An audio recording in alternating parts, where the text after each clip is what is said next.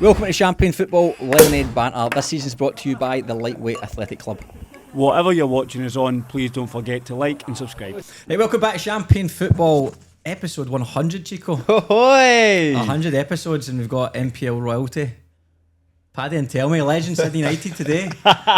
Getting pulled in for the Sydney United Marconi game. He's get dropped off in his limousine, man. I know, that's unbelievable, that man. Aye. And Mikey Konestabo, two lads who we've tried to get on for many years. Aye, just keep telling us to fuck off in the nicest possible way. Public holiday. So lads, thanks for coming on.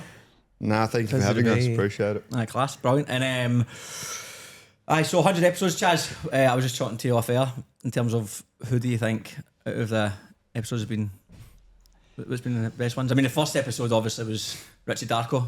That was not bad because in terms of, I mean, Richie was a good guest, but we did it in spirit, remember? Yeah, Christie we did Park. the Christie Park. But the other ones was in the wee office. Mm-hmm. And in my living room. In your living room. Aye. Aye. Aye. And then here we are. Aye. But the best ones for me, Spider and Daniel and Georgievski was a cracker. Maldo. That was like a 2.5 hour. I know. 2 hours 45 or something. I'm like just laughing though because you look at, he uses the name Maldo. Maldo, yeah. And you're like, so I was speaking to Maldo. Who's Maldo? Yeah. Just Paolo Maldini. Oh, right. No worries, mate. Me, Ronnie and Maldo. Spider loves his stories. He told us more stories than what he coached us at United. To be fair, that was the thing because I thought Spider was class. He was just like a big kid. It was like a big guy, like a lad in the pub, brand new. So before we even started the show, he was just telling us mad stories. And then obviously when the show started, they had career's mental. Yeah. Career's absolutely nuts.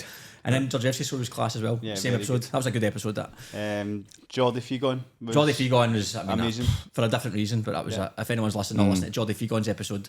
Highly recommend listening to that. That was tail end of last year during the championship.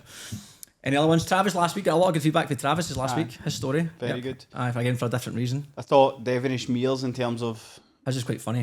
Mad as well. Like, getting kicked out of countries and visas. Visas, aye. And we had a lot of those stories, but seeing that a lot of the guests, they all had... See, anyone who went over to Europe, again, you all think bells and whistles, got a professional contract, but most of them went through fucking shit, didn't get paid, and dodgy agents, and shafted for all sorts of reasons. Even Ante Juric, when he was almost telling us his stories. Yeah. Andy's was good as well, to be fair. His story was good as well. They three were good. Any other ones you can think of as standouts? Something just came in my head there, talking about stories. Can't remember. It's gone. No? Nah. That was good. Good stuff. Cheers. I'm just going to sit there in the back of my head now and not have my clue, man. I was also saying, Chaz, I mean, Paddy and Mikey won't get this because it's a UK thing. Well, I didn't know this was a UK thing till now, but so in the UK, there's a lot of jokes, and they're called Paddy and Mick jokes. Do you ever heard of them before, no? No. So Paddy and Mick, let's just go, I'll tell you one. There's loads of them. But there's like literally millions of these jokes, and you go, Paddy and Mick go into a bar, or basically it's two Irish guys and they're supposed to be stupid. Yeah. So it's like, here's one, right? Paddy and Mick are walking on a building site. Paddy says to Mick, I'm going to have a day off. I'm going to pretend I'm mental. So he climbs up the scaffolding, he hangs upside down off it, and he starts shouting, I'm a light bulb. And Mick watches on in amazement. And the foreman shouts over, right, Paddy, you're mental, it's too dangerous, you're going to have to go home. So he leaves the site. Then Mick starts packing up all his gear and he goes to leave as well. And the foreman shouts, where the fuck do you think you're going? He goes, well, I can't walk in the fucking dark. I was like, so there's just loads of Paddy Mick jokes. So I was like, if you're fucking Paddy Mick on it, That's so I might throw a few Paddy Mick jokes in as we go through. So Chaz, anything else you want to go before we get stuck into the weekend and anything else? James Hilton made his A-League debut. Tremendous. 7 saves. Yeah, 7 saves. Played I well. saw. I mean, you tell the story. You know a bit closer to him. He's I think the other goalkeeper got injured in the warm-up, so he didn't know he was playing. No preparation in terms of nothing. mentally. He was just turned up and then on you go, and he did well, really well. Nice man. Sometimes probably One each, was it? One each eye. Sometimes probably you Better. play your best games when yeah. you're not focusing too much or putting too much pressure on yourself and just go out there and 100%. do your job. That's fair play. Costanzo was there as well. Oh, was he? Aye. Yeah, They're actually, I close saw mates. that, yeah. They're mates. Aye. Nah, it's brilliant. Yeah, That's it looked amazing, like- by the way. Brilliant. Absolutely superb. Away from that, we're talking about Paddy before you came in. Talk about Liam Rossinha at Chelsea. Did you see the Huddle they done?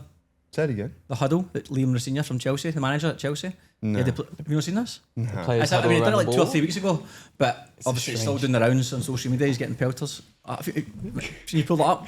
What is this, the referee? Aye, the Huddle. So he gets the players to do a huddle round the ball. Yeah. But they did it. We'll watch it as I put it up. But basically, he's a fucking fruit bat. But he got him to do a huddle round the ball before the kick-off. And obviously, everyone's asking why. And he says, "Oh, it's just it's to respect the ball." But Nah. Nah, you're taking the piss. Nah. Look at Palmer just staring at him. so it looks like a wee roll on deodorant in the middle of the park, in the middle of the huddle, his wee baldy head. You see it here, Chaz. Aye, I don't know why the ref doesn't move. I think Palmer, No, he's not. I think What? Palmer grabs the ref at one point. Yeah, look, you guys are. Why is he in there? Because He got stuck in The there. ball's in the middle. The ball's there. It's a halfway line. That looks so dodgy. Your face is brilliant. What? What the fuck is happening? So the ball was obviously at kick-off, and the referee's standing at the ball because they're about to take kick-off. But Chelsea decided to do the huddle round the ball To respect the football. to respect the Nah, the football. game's gone. They've done it a few times, A but few times, aye. Respecting the Oh, football. we're going to start doing around the corner flag, respect the corner flag. Well, that was Tim Cahill would have got a jail sentence for punching the corner flags back in the day. Disrespectful. Well, that was the thing with what game was it? Chelsea were getting scudded. Was it 3-0, 4-0? Was it PIA? Who did they play again the other week there? They were getting scudded in the Champions League, and Liam Rosinha gave Aye, a minute to go. Garnacho the tactics with like 4 minutes Oh, to yeah, go. that was quality. But they thought you changing now. Nah, it's bizarre, man. Just shout it on, mate. I don't Aye. really care. They're getting bad. just get on and just whatever. Brilliant, man. And then weekend, lads. Easter weekend, long weekend. What did you get up to? Or what you've been doing? Any plans? Obviously today, your Sydney United game. Yeah, no, I just Good Friday it was actually my wife's birthday on Friday, and we Happy spent birthday. it. Thank you. Happy birthday, Paddy's wife. Thank Mrs. you. Antelmi. Mrs. Antelmi. Thought that'd be saying that. Yeah, no, it spends with her family. Then Saturday we played. I went to take her for a walk in Cronulla. Started pissing down rain, so that was good. And then played, and then Sunday with my family made homemade pasta and stuff, and it was good with the kids and stuff, and my son's newborn daughter. So no, it was Oh, nice. congratulations! Unbelievable. Birthdays, Wayne's. What a Yeah, night. it's all happening. Brilliant, mate. Brilliant. What about you? Thank you. no, we had Good Friday game, so we had our 5 o'clock game on a Friday, which was good. Got the weekend free. Went up to the Hunter Valley. You and the missus? Yeah, just Saturday. Came back Sunday for the whole Easter lunch, dinner sort of thing. So How's the Hunter? it's really nice. This is actually the first time I've been there. Oh, so, really? Oh, wow. Yeah, I know. Yeah, it's a good But spot. it was. Where'd you go? What Williams? We did the Audrey Wilkinson one, and it was a bit. My missus booked this place like 30 minutes from the Hunter, so I had to drive, and I was like, Oh, that's a beautiful. Electric bikes. Get electric Thanks bikes. for Electric that. bikes. Aye. Get electric but bikes. and no, get it's pushed. actually we'll definitely be going back. I think it'd be better to go in a group, get a bus, group, and just Oh, do mate, like it's different big class, tours. man. It is We've different done it a class. few It's really times, We nice. get electric bikes. Everyone just scooting about in the bikes. Aye, by like first hour it's brilliant. Mate, hour six, everyone's just fucking. All everywhere on the bikes, man. Outside of the bike. What's the name of the pig one again? Pig's Peak. Pig's Peak. That's Aye. different class. Pig's Peak's You go to brilliant. Pig's Peak if you go. Brilliant. They're quite laid back as well. Aye, very When you go there, good, man. that's superb. What'd you do?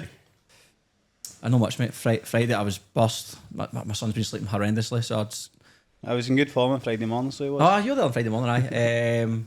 That was it. Friday family, Saturday football, Sunday same went to in-laws barbecue, and then today here. Aye, So I went pretty Beautiful. quick. Went pretty quick, and you are selling Champagne, mate. Selling Champagne, mate. Was in the Southern Highlands. Drove down to Bowral on Saturday morning, and I with a wee Champagne stand. And to be fair, it was nice to hear feedback from people that you don't know. Yeah. Because everyone that tastes it, obviously we know them. So I suppose you're a wee bit concerned. They feel obliged to say it's nice, but to get random people tasting it and being like, "This is really good," was nice. And got some cash in the bank, you man. Got some cash, man. And then we had the game Saturday night, so I stopped by Christie Park on my way back. And then yesterday we went to a barbecue yesterday. Scott and Jan, the barbecue, so just sat around there until about 8 o'clock last night, and that's been us. And you get the countdown. How long you got now? 4.5 weeks. Aye, till the wee man comes. Wow. Yeah, Get all the 4.5 sleep you can. weeks. Mate, get honestly. It's funny, but because it's like when you're busy, you're obviously doing what you're doing, but there's no day off because you need to prepare for things and everything needs to you're doing stuff. So you go, like yesterday morning, you're thinking, I'll do that and I'll do a wee bit of work for the podcast and just chill out. But there's no chilling out. Like everything needs to be done because you have that time. 4 weeks is going to be flying. Oh, man, that's fucking flying in. So when are you stopping the podcast? Don't know. The week of, so all going to plan. We're booked in for Saturday the 9th. So I'll do the podcast on the Monday that week. Aye, the Monday before. Aye, Monday before. Definitely not Monday the 11th, babe. I'm just actually... I'll be batting a few hours. I think the next 4 weeks will be a bit of chopping and changing hosts. Aye. Well, from surprise guests. Aye. Doing both is. Patrick Antelmi he's going to enjoy it so much he's going to take Mondays off work. But you painted any nice houses recently, mate? Yeah, no, we're doing some good stuff at the moment. You fucking put some gaffs up on your Instagram. Yeah, well, most of the stuff we do is up St. Ives, Tarmara, like the builder up there that gives us most of their work just wants to do all their work now. And then, mate, you look at them just like, yeah, I'm broke and paying all these houses. But it's ridiculous. No, but they're beautiful houses, like really nice. Yeah, so it's homestead builders. But yeah, some top stuff up there. Really nice pinball. Yeah. Now they're moving into Begala Heights towards Manly Way. Yeah, I know what I'm saying. And then apparently that's like three stories, which will be interesting. Wow. See how we go. Good, man. Yeah, it's good. It's family business? So yeah, it's family business. My dad owns the company. Yeah. He's sick and tired of it now, so he wants me to take over. But that was a plan for me to take over and start transitioning for him to start, putting his feet up a bit. I don't want him to stop completely. He's been working since 12. He's one of those old school, not sure if I'm allowed to say on the podcast, but wogs where can't stop working. Yeah, you what? Can't 100%. stop working. So if I can get him a couple of days just to keep him alive and doing something. Aye, 100%, man. Doing something. My dad retired last year pretty much, and he took 3 months off and he's losing his marbles. Yeah. He went back, but he was just floating about because he was in quite a senior role. He's like, my dad's scaffolding, but now he's like off the tools. So I'm just walking about looking at jobs. He's like, I'm bored of my fucking, Scotland's freezing. So he's like, I want about in the fucking cold. I'm bored of my nuts. He just knocked it in the head. So now, but he goes to the gym, goes a walk to the gym. If you don't pick up a hobby, man. You got to do something. Lose your marbles. Yeah. Both my uncles retired and they struggled. Now they're doing volunteer work, but you need something. You need something. I think it's, you can retire and enjoy that, but you need to do something else. My dad's in the exact same boat as that as well. He's called it quits. He's had a business since he moved to Scotland in 1980 and he's worked every single day. And now he's maybe... Mate, your dad, story you tell your dad, sends lorries to fucking Zimbabwe. So he's obviously like... So my dad's in Zimbabwe, right? If anyone's a side hustle, I send lorries to Zimbabwe. So he... Drop shipping. I think when you come from a kind of an African background, it's very... You support the family. So my dad was the only one that left Zimbabwe and moved to the UK. So he was the one that was now sending money and cars and lorries and everything back to try and give people in Zimbabwe, I suppose, means to sustain themselves. But then I think that the difficulty is that you do it so much that people just expect things to keep coming. Where's those lorries? We lost it. But actually, he's got no idea what to do with himself just now. He's kind of like, I speak to him and he's like, what have you done today? Nothing. Like, he just doesn't really know what to do because he's not working.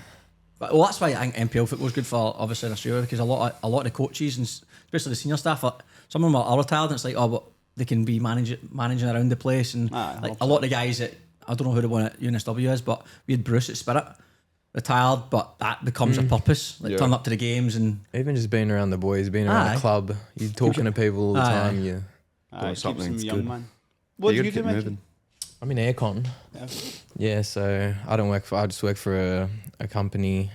We do a lot of aged care facilities, sort of stuff like that. So just sort of service maintenance install. Class. So yeah, just keep you sound fucking enthusiastic about it. To me here, mate. Nah, it's good. It's really good. We got a good team and a good bunch of boys. So is it any of the boys play football? No. Oh, sorry, my manager. My manager is like in the football world, like his daughter's coming through. I think you can actually coach his daughter. Yeah. No way. Yeah. But she's dropping her stuff. Like 14. Dropping her she's stuff. young. Class. But yeah, so when I first sort of went there, he sort of knew who I was, and I'm like, yeah, it's gonna be good. Like if I got football one day, or like when Oz Championship starts, I think I'll be all right to like take a day off every now and then. So Oh, that's good. That's good, man. Just can't take a day off for the podcast. yeah, Cheers, mate. I appreciate it. Public holidays help us here. Right, we'll get stuck into the football. Right, well, big results for the weekend. Anything that stands out? Or Chaz, you going to say something here? No, we're just going to start with the just going to go straight on to the APIA game. But I don't think there was anything mad from the weekend. The APIA game looked pretty straightforward. I mean, apart from the first 5 minutes. Oh, aye. What about that chance? Did you see the highlights, Paddy? No. Happy game. Wanderers missed a one-on-one in the first. It's like he had so much time and everything. One-on-one, cuts it back, empty net, and the guy puts it about 15 yards by I the think post. Look, we've all been there once. The guy shouts, Antelmi! We've all done it. So, I think he like missed the ball. That was awkward. It looked like he got put off by a player, but then like from the other angle, it's like I think he's like a meter from him. No, it was Let me have a very, look. very weird. He wants Yeah, to that see it. the first like 10 minutes, I was like, what are we doing? There was They a chance, sort of peppered chances a- after that as well, wasn't there? Yeah, I think two they had two chances sort of very early. one-on-ones. Look, I haven't seen Wanderers play, but I know Panny's the gaffer, isn't Aye, he? Yeah. to be fair, How are they like, playing? they had They're playing good football. play good football. Panny was under. What's your man's name that went to Newcastle Jets? The coach. Demir. So Demir and him Demir. were near at Sutherland. I remember a few years ago they played good football. Probably lacked a little bit of cutting edge going forward, but I liked the way they played and coached. But Panny's think got him good, just- playing good stuff. Yeah, it looks Yeah, like he looked just. like he's sort of. Oh, nah, it's just, I think he's running a lot quicker than the ball came But to the him. the ball that was crossed was very. He didn't like really it was a stop. rocket. He didn't position himself. But they play good football. They did play good football. Oh They wow! do. But they also, I think, no How's centre Ollie? backs. Like their big blonde number 4 centre back. Yep. He played half a game in the 20s. But then played the full game for. No, but didn't play. Oh really? Yeah, I don't know if he's coming back from Maybe injury. injury. Yeah, maybe come back for injury. Like I think Abdul Rahman didn't play. Is He that didn't play. He didn't play Lowell either. And All Waraga. Jai Rose Can you go was full away. screen this, Chaz? Who's Joe Rose? Guy was your boy, Central Coast Mariners. He was away for the This Young is Socceroos bizarre, this team, I as well. think. He's got the blonde sort of ponytail thing. Oh, what are you doing? Ortiz. He's cam button. He's Can very score. composed. His step overs are unbelievable. Can score. He's so rapid. He's very composed as well. He's a good player. It's kind of coming out of nowhere when you start scoring goals. I like it. I think he's actually been a little bit overshadowed the last couple of years. Euro scoring so many goals. He's always Yeah. up there. He's always top 3. He's always second. Oh, second. It's terrible defending that. Yeah, it's bad. Good finish, though. You know, with Ortiz, I didn't really notice him until last season. Oh, really? He was good Honestly. because he was at Manly and he was at Manly. St George. He was good at both those as well. Jack Stewart seems to be in a good Yeah, run of he's form been just playing now. good. Yeah. What was this celebration about last week? Was that trying to say why you're not playing me? Oh, Nathan no Cleary. comment. It's Nathan No Cleary. comment? Is this Nathan Cleary? Nathan Cleary. Oh, No, Jack nah, Stewart's don't worry going about to it. a celebration. No, he doesn't know. He doesn't know. No. What's happening here? It's private jokes. For fuck's sake. Oh, and that this was, is to a be good fair, goal. Max Max. Court's first start for Apia. Yeah, he's going away next the- week for the under 17s under 17s, Australia. I saw Under that. 17s, wee man. He's a freak. He's young. You can't even watch like half the movies that we say. He can't come out with us. That's mental. Yeah. What do you mean he We can't go go 10 out nights with you? out Yeah, and he he's- can. Nah, he's too. I think he's We had plenty of 17-year-olds. Do you know, we actually, what young You've got a Cass, message, Paddy. Shocking. No, Cass at tried United. to go with us last year on a night out. Is there another one? Oh, the beans and crossbar, toast. yeah. and he got a fake ID, but the bouncer basically cut up the fake ID. He said it was shit. Cut it up. I took it off him. Aye. Where's a pair of scissors in his pocket? Just in case, protect himself. I always Your remember. squad's so young. What? Whose squad? APIA. I think we got a good bit of both. Like you got Temba, Kuda, Jack Stewart, sort of me, like who are a bit older. How old are you? Shawnee and 29. Oh, wow. Didn't realise. I thought you were younger. Everyone says that. I was like, Wait, number 27 looks like a wee boy. That's a good finish, that. yeah. Very. Good finish. Ollie, what you doing, mate? Raging. Cut that up. But that must have been their first chance since that one in the first 5 Yeah. minutes. Flat-footed Ollie.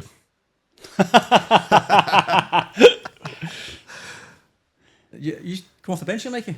Yeah, Right. me and Farinella off the bench. Oh, terrible. Subs that. Fucking hell. Oh, No, it looks like it could have been 5 or 6-1 here. Bit of a Oh, he doing. did come on the big centre back. That's him there. But he came on like last 20. He must have been injured. who's that? Oh, That's poor, man. eat that. But Monji and Caspers, Casper's I really like Casper's, Casper's. I think, is the most underrated player. Nah, Yeah. like, mate. I agree. He's not really in a highlight because he's a holding mid, because obviously with highlights he's just attacking. He But dictates so much of the game. Even if he Segs. gets his body on you, you're not getting the ball. Why did you do jeez. this? You celebrate? Oh, it's a little joke between me and Monge. Oh, private jokes again? Fucking hell. Nathan It's Cleary, all, guys. it's all, Nathan it's all Cleary. code. It's all code at APIA. It's all code at APIA. I know. It actually is crazy how much Yeah. some of the stuff they say, and I'm just like, What do you mean? like, because obviously it's my first year, and they're like, everyone's getting it, and I'm just like, Oh, the private jokes within the club. Yeah. but like once you're there for a bit, you sort of you pick up on understand it. But You know it's just Nathan- like, Nathan they've Cleary got part? a little. I don't know that one. See, that's right. But I've never heard that yet. I'm gonna have to ask Jack. About I'm that. completely lost here, man. No idea. I have no idea. I'm just I'll jumping in ask as well. Simo about him on tomorrow night. I'll ask Simo all the codes. But a good result for Apia in terms of where that puts them. Oh, Here. they've won like the last Oh, 7 yeah. games. No, they're in good Yeah, form. Very good form. Flying. Oh, shit. 2 points behind United now. I know. Yeah, but obviously United Game in have hand, today, yeah. Today. Today will be a big Against game. Marconi. Massive That'll game, be a man. massive We'll game. talk about that recently. So you're talking about young boys going on nights out. That was just a fake ID. I always remember when I was like, I must have been 16 or 17. I took my mate's ID and his name was John Arthur Mulholland, right? And obviously you used to go up. I mean, times might have changed now, but you used to go up and try and memorise it. You remember the stuff. 26 in the first, blah, blah, blah. And you're going like, if you ask me, I'm a fucking Sagittarius. And, like, you're trying to remember everything. So anyway, I got up to the front of the line, and the guy's like, looking at it. What's your name, mate? I'm like, John Mulholland. He's like, date of birth, rapidly. Star sign, rapidly. And he goes, what's your middle name? I went blank. I went, I've not got one. He went, aye, mate. Arthur got. I went, like, what? And he was like, oh, it's Arthur. Fuck. Right back to the end of the queue, man. Knocked back. That's Done funny, that, man. Did you ever think about doing a podcast before we did Champagne Football? Absolutely not. No? Nah. Oh, I had a couple of podcasts, but for me, the biggest time waster was always trying to find the mics. I went through it 4 different types of mics, spent a fortune. But I think try to find the mics, hoping that the mics worked, because we used to record full podcasts. Yeah. And obviously some of them never worked because the mics didn't connect. And then there's the editing afterwards. Aye, which I wouldn't have had a clue how to do. Just time consuming, but I think nowadays everything's so much easier. You've got LSE Studios who, I mean, we shoot the whole podcast in this studio, which has got a lounge sofa, 2 small sofas, all the personalised backing set for us. Yeah, mics are set up. All you need to do really is bring an SD card. Your idea. Aye. And then if you wanted a smaller one, you've got the studio one room And in the corner. lounge It's is a bit more comfy like as. Joe Rogan-y style. Uh-huh. And then you've got the lounge room, which is more chilled out. So, I mean, 3 studios, big one, small one, chilled one, ID, SD card, and then you just go up the road and you get your full episode sent to you. It's mad. And Brilliant. the ease at which it's done is perfect. Aye, man. lsestudios.com.au. I would definitely check them out. We've actually got a link in our bio, so click that if you want to check out the studios and get your podcast started. And I'll be a guest. Yeah, I was for 2 years I was using Josh Risden's ID, And you get but I didn't even know who he was. So when I went Did he know you had, when I went you had it? overseas, yeah. So the other Ryan Williams and the other boys were obviously older, but they knew Josh Risden from Perth. Yeah. So then when we went out the first time, they were like, "Oh, use this ID." And I looked at it, it was Josh Risden. I had no idea who the fuck he was. And then for 2 years, I used that till I turned 18 in Portsmouth, Tiger, wherever we went. And then, fast forward, me and Josh ended up playing together at Western United. And I'm like, mate, I was you for 2 years. He had your ID for 2 years. And he's like, what do you mean? I told him the story and he started pissing So how did you himself get his laughing. ID? Because Ryan Williams and him were good friends Right, up in okay. Perth. Yeah, okay. They played at ECU or something, somewhere over there anyway. And so Ryan had it first. He used to use it going out, and then Ryan already turned 18. Yeah, you turned 18, give it He to gave you. me the ID, so Oh, then I just on the started using that hand one. Yeah. Chaz used to use mine, didn't you? Aye, got away with it. No questions asked. The bouncers were too scared to question. Danny boy, how you doing? Good result for Apia. Looked, as you said, very, very, very comfortable. How was it? Was it comfortable? Did you feel? I think we were pretty comfortable. They had their moments, like building up. They were very actually sharp, like when they would go through the middle but other than like sort of the chances they had, I think we were pretty comfortable. Like we didn't really. Do you get a Wahlburgers discount? I don't think so. I No? don't even know where it is. Have you had Wahlburgers before? Nah, it's in the city, but I've Are they any walked good? There's a back few of them. Isn't it a city? Yeah. No, I've never There's had one one. in Circular. Circular Quay. Circular Quay. There's a few dotted around the place, aye. But you get beers in that in it as well. What film is Good Burger in? Keenan and Kel. Keenan and Kel. Good burger. Oh, is it? Aye. Welcome to Good Burger. Oh, Aye. Okay. Did you get Keenan and Kel? Nickelodeon? No. Can I No? get TV you I didn't order? watch it. No. Do you like orange soda? Didn't watch it. Nah.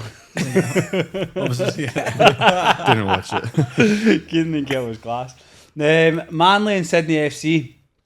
Go keep him, Chaz. What going? What, protect him. What you got to say? Nah, Pish. I can't protect this. That was poor. But it's. I think it shows where Manly are at just now, in terms of things just aren't going their way. They're losing You games. see that? The goal was a massive deflection. That's true. My goal. That's I feel like very that true. went away. That did I go loved. I away. liked Darcy's celebration though. It Passion, like passion. was buzzing, man. I Aye. was buzzing. Um, He started well. But then you go to the 90. I don't know. How long was I it? think it was like 91st. or something 91st like minute, man. Well, Manly started very well. Yeah, I thought they were going to do Even a lot against better. us, I was like, wow. I thought that. Well, they beat us 2-1, didn't they? No, we drew 2-2. 2-2, but That's right. Aye. I was just like, what's happened to them? Because against us, But the I two was goals, impressed. the two goals just go against you were a bit like Yeah. free kick. But Ollie even Poulter the done football better. they were playing, like, yeah, they maybe couldn't finish it off, but I was shocked that they've dropped off so much. 'Cause, yeah, they were. Sydney FC.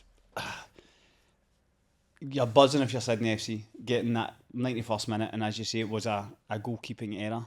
I did like Sydney FC, but when they scored, they hardly celebrated. Just ran straight Ran back to straight halfway back, to go aye. again. Don't mind that. But that boy's good, that Glasson. He's a good player. Aye. Very good player. I mean, Manly, I look, they're struggling in that little bottom pack at the moment, but early doors. Manly's one of the hardest places to go. They'll pick up points. On a Friday. Aye. Jesus They'll Christ. pick up points at home. So Olympic and Sutherland, guys.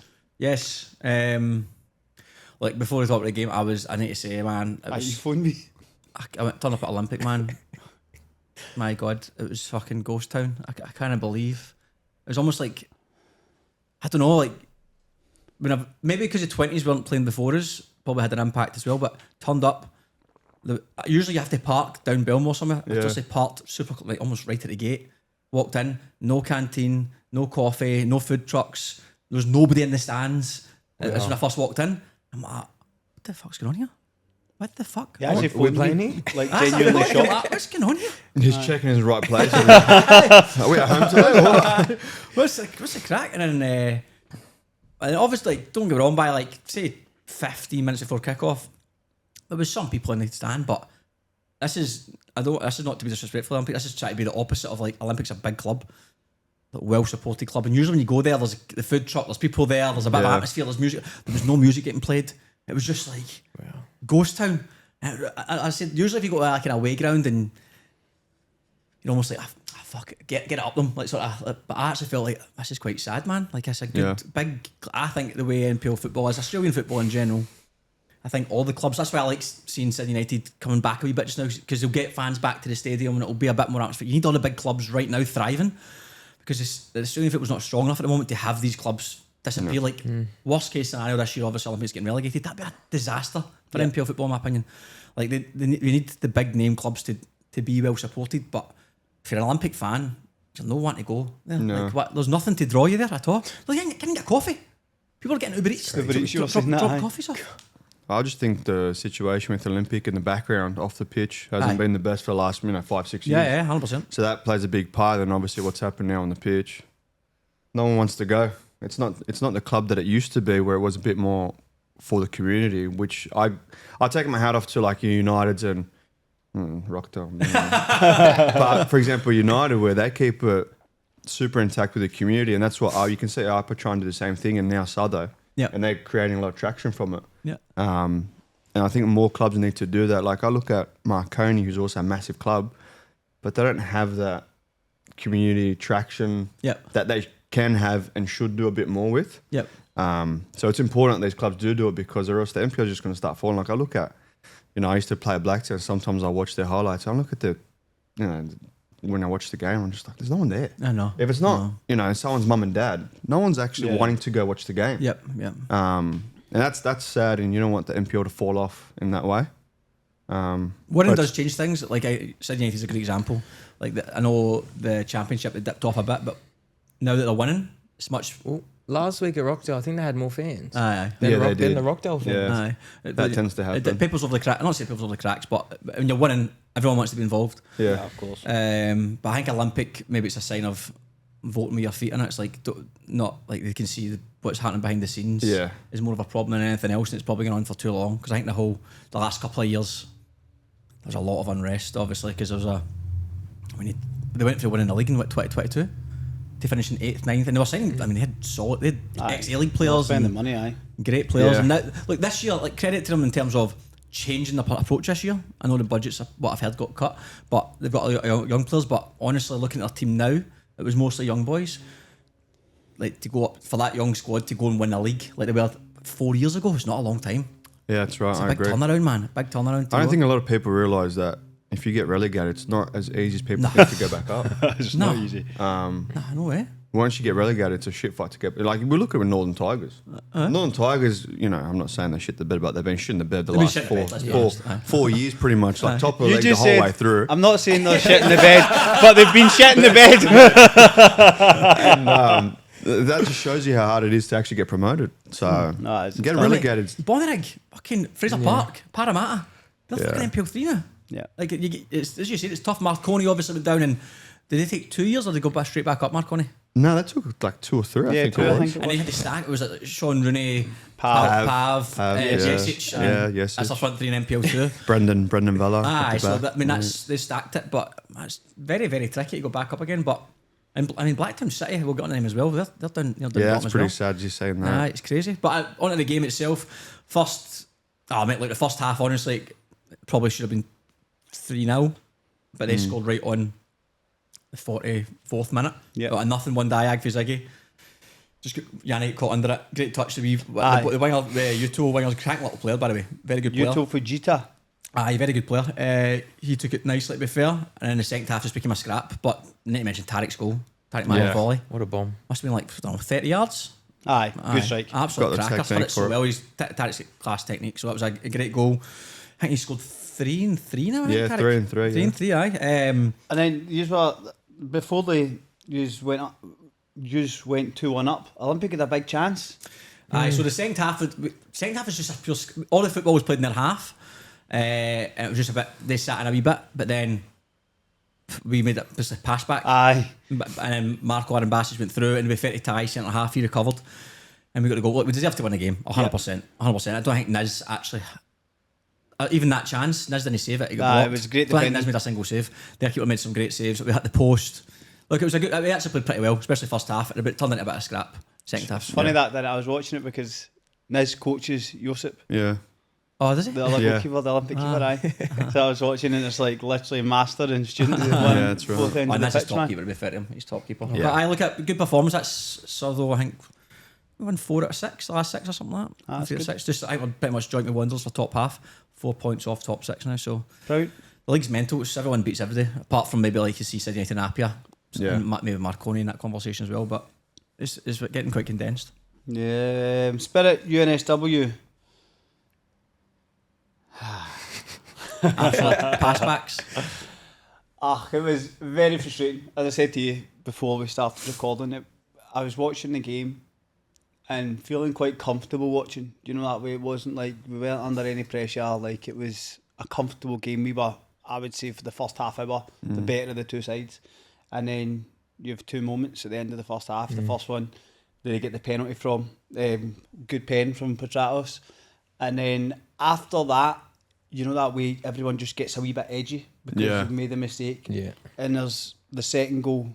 See if there's nothing on, turn around and play the goalkeeper or put it somewhere. Yeah. You don't need to try and force passes in the middle of the pitch. And we've done it again, put them through. And to be fair, Triss has made a good save because Petratos has tried to dink him. I see that was unlucky. To be fair. And then the boys following up Yeah. and puts it in the goal. So you go from being comfortable to being 2-0 down in 5 minutes. And I think from there it was just a bit of a mountain to climb. The boys, to be fair, nearly at the start of the second half, gave the ball away again. And Lynch's recovered and hit it by the post. We get a goal kick when it should have been a corner. But besides us giving them opportunities, they never really had any big chances. And then it was the first week we've had, or maybe the second week we've had a really strong bench bringing like players coming back for injury. So Sean Woods came on. You scored, didn't Wood, he? yeah, Aye. and he could have had 2, I think. Yeah, Chris makes a great Yeah, save good 1-on-1. save, yeah. And then Sean obviously comes up with the goal to make it 2-1. I heard also, just to mention, Finn Ballard done his ACL. Oh, did he? Aye, so shout That's out a to shame, Finn. man. Aye, brutal. He was at Sydney United as well, Championship, wasn't he? Aye, was. That's a shame. Finn. Finn. Oh, did he? Aye, done his Oh. ACL. Aye, That's a shame. But aye, so it's just good. I suppose that the positives for us is players back in the pitch, more minutes in the legs. But like, mate, honestly, Christie Park, everyone agrees, probably one of the hardest away games you'll play. Aye. Not a lot of teams will take 3 points off Christie Park. I just think because the way the game went, it was frustrating. But that's a lot of games in NPL when it's I know. moments. It's moments. It's just That's moments. it. And you make. We speak about it all the time. You make mistakes in NPL 1. You've got players that. Well, even the game, the Southern Olympic game, we got to half time and it was 1 each. And you're like, how the fuck is it 1 each? Yeah. How does that happen? Aye. And then you're looking 5 minutes to go on the clock. You're going, we're dropping points here. How are we dropping points here? Aye. And then, but it's just moments. It will happen, mate. It's a tough one. But aye, SD Raiders and Wolves is up next. We're going to watch this game On a synthetic, on the synthetic. what do you think better to play on that pitch? The grass on SD or synthetic? I've never played in that synthetic before. I've played on both. The synthetic's all right. It's a good finish, this, by the way. But a good player, man. He's a Yeah. good player. Technically, he's a great player. Damn. Cracker. Great goal. Very silky player. Is the camera like angled?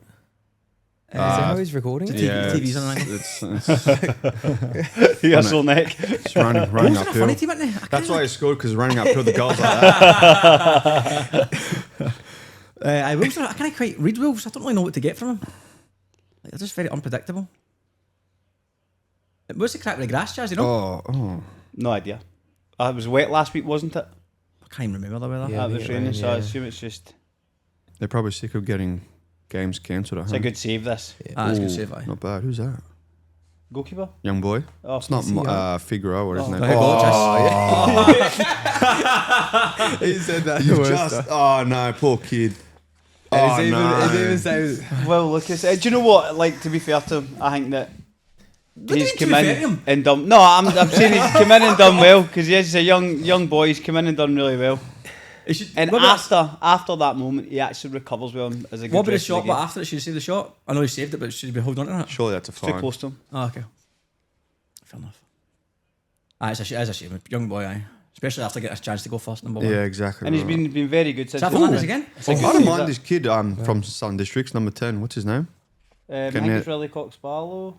No, it's Nezovic or some crap. Oh, it's in it. Some crap. He's actually right. I've seen him. Oh, remember no. that chance. That was really Cox Barlow. That's a Missed shot of it. that. Very open game, this one. I think that every SD Raiders game is quite open. They're just rogue. Oh, I see the post. Wow. Oh, SD look alright here, by the way. Wollongong have surprised me this year. Yeah, weird. I said a weird team, man. I don't know. I thought they were going to be a lot better than Yeah. what It's they a are. great wee touch, that. Oh, my God, Oh, that was nice, to be fair. who was that? It's like Yeah, they got the Agostini. individual players that have it, but they just, I don't know, when they play together, it just Doesn't work. Because they got the names. Before we go to the next game, can't not talk about Italy not making the World Cup. Oh, Jesus. No, I'm alright. I'm alright with it. What about that, lads? But you know, Keane, even when they went down to 10 men, that Keane had a big Moisey Keane. chance. Oh, yeah. What was that It about? was Yeah. a true one-on-one and hits over the bar. It was massive. I called my sister, and obviously I'm Italian, my brother-in-law's Italian, and my sister just said he hates the world today, and I'm just like, then I called my girlfriend who is from Italy, so her family lived there. I'm just like, what the fuck are they doing? I started losing it. I'm just like, how can you not make So what is 3 it? World Cups in a It's row? hard. Yeah, The man. thing is, Italy too. You just like I'm half Italian. I've never really supported Italy, but you go, Italy should be in the every World Cup. Yeah. Has to be in every I World think Cup. that's it. My thoughts when you think of Italy is it's a powerhouse. Yeah. Like, because you Well, I think think it's back to when we Brazil. were younger. them. when it was Cannavaro, the Nesta, just Del this Piero, team aye. of And late 90s, early 2000s, that level. incredible players. So you still associate that with Italy. But now, like, let's look at their squad. Well, they got That's There's no true. shame. Look at the squad. I'm just like, who? There's no one you go like, oh, unbelievable. Donnarumma's Actually- incredible, to be fair. Aye, that's Yeah, a but few. it's probably that's it. Is there anyone else? Though? Surely got a better There's obviously striker than good King. players, but there's no one you go. That's the thing that I saw this thing that Baggio came out after. I think it was 2006 World Cup with a 900-page like document talking about the downfall of Italian football. 900 pages. 900 pages. Yeah, I'm being Fucking serious. hell. Wow. And what is going to happen to it? And apparently he predicted Just no everything. default. I'm not fucking reading that. That's why I got to this point. And one of his biggest key was they're going to have no strikers by in 10 years 7 time. years, It's so okay. true. It's like they actually don't have any have- strikers. Yeah. In the world of football, but there's not a lot of like. There's not like, but I always felt late 90s, early 2000s. There was so many amazing. If you who's the best striker in the world, you'd be like, oh, you start rhyming them off. But now it's the same 6 or 7 names you say all the time. Yeah. Whereas you used to, when we were growing up, you used to go, what's your best 11? And you used to draw all the 11.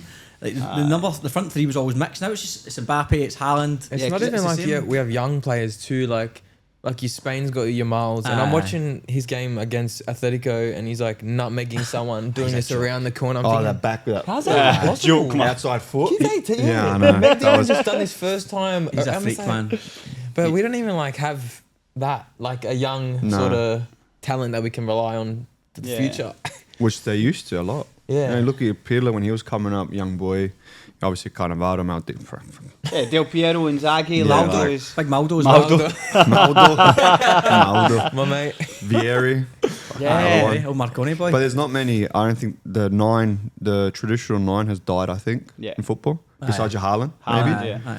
But they've died. But then I still think that you've got a couple on the tail end of their careers, like your Lewandowski, like your Harry Kane. That Yeah, can but- still Harry do Kane's real. a Harry bit Kane. of But it. your new But young players, there's new none. wave, don't see any of it. No, no. Oh, look, you might see it. Like, there's a wee bit of a movement toward back to the 2 up front. I've seen more and more teams start to play the 2 up top. You might see it come back again because you need that sort of striker for Little and large. Little and large is brilliant.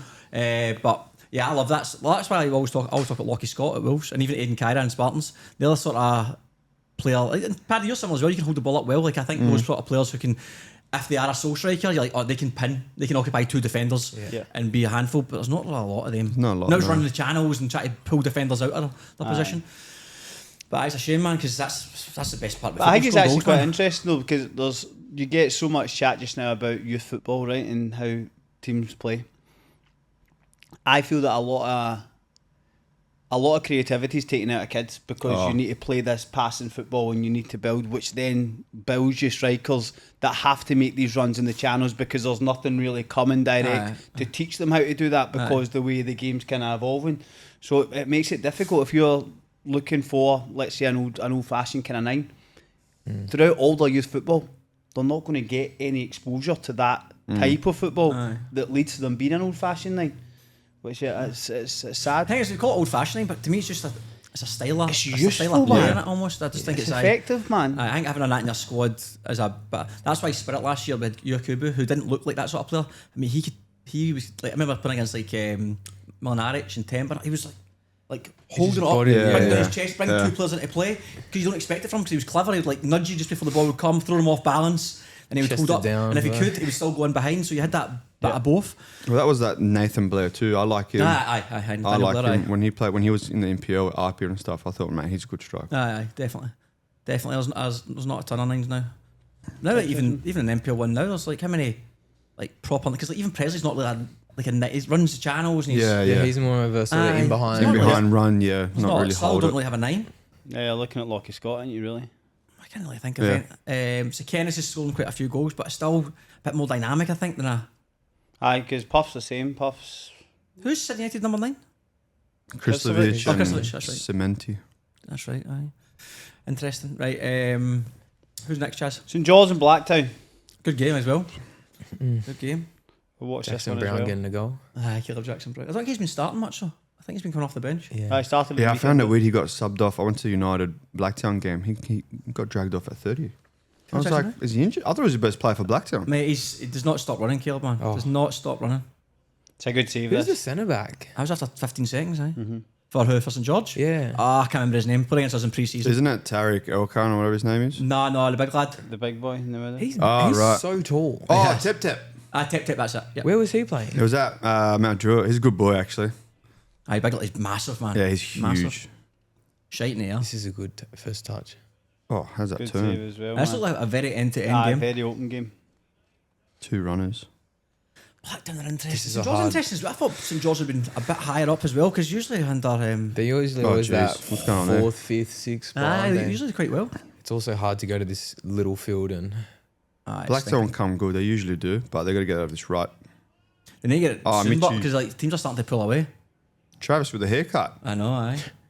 Oh, he had the mullet, didn't he? It's dirty. the Blacktown. What's the number 10's name? Yes. He's very good. Aye, he's a Yeah. good player, aye. Oh. I guess. He's I on a scored- few goals as I was well. just saying, he hasn't scored 3 or 4, aye. I think Yeah, 4 or he is. 5. Skitaric as well. Skitaric's a good player. Oh, he scored again. Yeah. Did he score that game again? Jez scored Aye, again. fair Is that play. him? Yeah. He's been Yeah, flying. just scored. Aye. 4 or 5 goals I think he scored. Yeah, there was a period where he scored like 3 games in a row, wasn't Where it? was he before Blacktown? Or was he at Bonnyrigg. Blacktown as a youth? Bonnyrigg. Oh, was it Bonnyrigg? Was he high? Yeah. Wow. Oh, lovely little link up that. Oh no, That's a good save. that. That's a that's a save. great save. A great save. Decent goalkeeping on show here, Chaz. Some good saves. We talk about that all Love the to time. see though. I think it. the standard the goalkeeping in NPL 1 is very good. So- Great tackle that. Jesus I Christ. thought he got his ankle. Was that when Grimaldi I who did that first saw tackle? that. No, it wasn't. I don't know who that was. I thought he got done there. No, but Nothing then they worse, scored man. straight from the Ahmed Talib. That was, Oh, it was wow. celebrated Buzzing like for him, mad, man. Aye, because he's not been playing. That's his first start. didn't he? Is that his first goal as well? Aye. What does he play? Position? Striker. Striker. He's one of the top scorers last year in NPL too. I was at top 2 in NPL 2 last year. So Robert. Has he been injured? Where was he? No, Or he just right hasn't me. been? He's a good Oh, player, to be right. fair. He's a good player. Just maybe a bit more football IQ. Oh jeez. It's a great finish, that. All the keeper made an ass of that, Chaz. Yeah. Look, I don't see any need for the goalkeeper to come into that No, position. he's so wide. Like, Okay. if he's And in the there's a goal, player- what's he yeah, going to What's he do? going to do there? If you stay on your line, he's not going to shoot. Yeah, true. Skitaric again. I like Skitaric. It's a great save this. Oh, it's a Oh, fucking great great save. save. It's just a cracking Makes game, up by the for way. the other one. And that's another one. Franklin Jans went in ahead of Kenny. So it's another young goalkeeper getting an opportunity. It's a great feat, this, Great by the way. feat, yeah. Oh, Who was that? deserves a goal. the number 8? Stefano Rossello. Was he there last year? I didn't think he was. I don't there. recognise that name. But His his feet feet, there was a was joke, well- man. Aye, brilliant. Like, I even the bet. composure and awareness to do He that. just landed on his ass. Whoever that. Yeah. Went for a hot dog and chips at the canteen. Gutted. Because anyone else just smashes that when it goes on the right foot, they just hit the composure ball. just to do another little. Love that. 2-2. Not a great result for our side, really. Because they're both somewhat. Would've Both been No, good. good. Blacktown's watch, what? but- 6 games, 6 losses in a row and a draw now. Is that right? Is that? Yeah. Little 6. Yeah, look, if you look at the Oh, Blacktown has been Oh, Blacktown and Struggling. Manly, aye. That is crazy to look at Olympic as well. Look at that 5 last season at bounce. Olympics only win was against ST Raiders.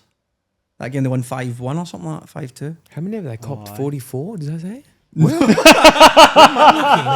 who's copped 44? Yeah, I'm thinking, oh, yeah, I can't say that. Oh no, they've gonna copped say. 22 goals. 22. Still a lot, but That is a 9 lot. games, almost 3 a game. Yeah, I find it weird seeing Blacktown. Like I'm not used to seeing Blacktown down Even there. Olympic. Paddy was No. saying, Paddy was That's saying the crazy. stat was, Travis was telling us when we spoke about pre-season that since Krit was been a manager, was that 17 years, they've never not made top 6. Top 6. Yeah, Wow. no, that's true. That's That's what, I'm mental, not man. used. How many I'm not years? used to 17 years. 17 That years. is some record, isn't it?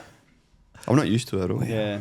Like even as a kid when I did my juniors there, mate, it was always Blacktown. It was the club to be at, and you just had to win. And to see them now there, it's a bit rough. Is to that be every honest. game, Chaz? That last one's It Rockdale, wouldn't, obviously. it, Oh, aye, wouldn't surprise me, but if they just start going. yeah, no, It's they just will. like- That happened like 3 That's years the ago, I thing. remember. one Yeah. win and then they just Wait, start. Jack O'Brien.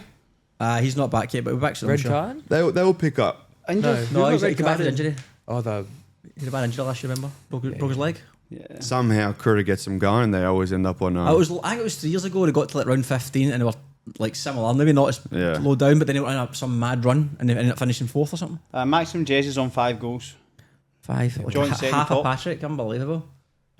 Oh, aye. Half of you. Look at that, man. The last game we've got is yesterday's Rockdale versus St George.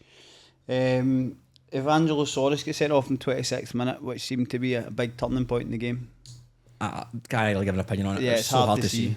Any? Did you speak to anyone about it? Nah, I've not. Do you, Mikey? No, Nah, not about the card. I didn't see. I can't comment if they're red card or not. And we know Chuck likes Chalk a does dive. die. That's the only. That's the only thing that made me feel like maybe it was. That was. But the main thing for that was Cody getting a goal. Which Of is course, 100%. And class. Griff started as well. good. Oh, did Griff start? he was Oh, back, brilliant. yeah. Um, Did True play for Jake? True play for St George?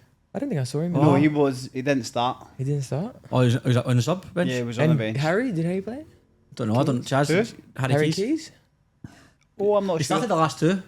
Harry, Okay, he it scored was as hard well. to tell because there was a lot of sort of Rockdale highlights. So it's hard to see there. Just give me 1 second, I'll tell you. Oh, it's tough getting to 10 men so early, innit? It's always gonna be difficult. Especially there. And if you lose that first goal early on, and it's because he scored 3 goals quite early, 3 goals in 15 Well, minutes. yeah. 15 minutes. Especially all in the first half, just before half time. It's a bit Harry of a- Keys started yet. Ollie Wiggins, midfielder, no position, it says. Random. Aye. Jake True on the bench. Jake was on the bench, didn't come on. Isn't Tennis playing? Did he play? Nah, he's He's still injured injured. still. Harry Keys did come off. No, he 30 minutes. started. Aye, so that's when Aye. he come off, sorry. And Soros is injured, I think, as well. Because Seb Laluza started the last 2 weeks.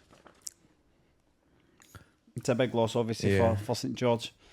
Big win for Rockdale because they obviously losing last week. Yeah, very. And interesting now that we were talking about St George and their start, and they had 3 These are the 3 tough games. games that we Yeah. were talking about. Conceded And what, they've lost all 3, 3. 5, 8 goals 8 goals after a clean sheet. and scored 1.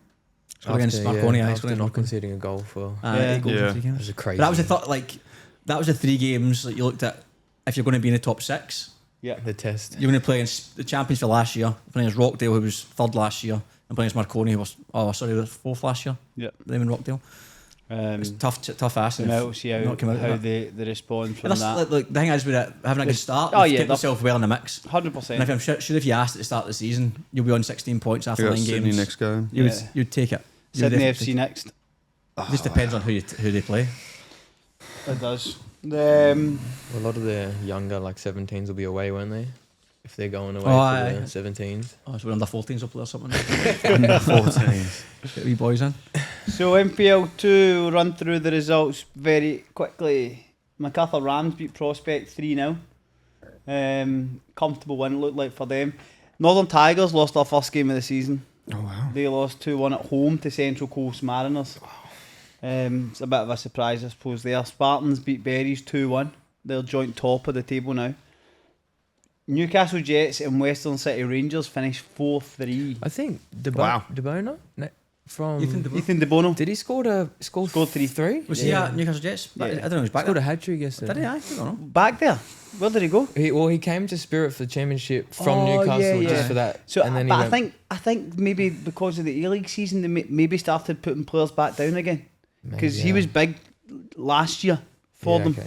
And they've struggled this year, but I think because a lot of their young players were playing in the A-League side. But now, I think with that obviously coming towards the end, that They they'll can start drop down, dropping them yeah. back down. So, good result for them there.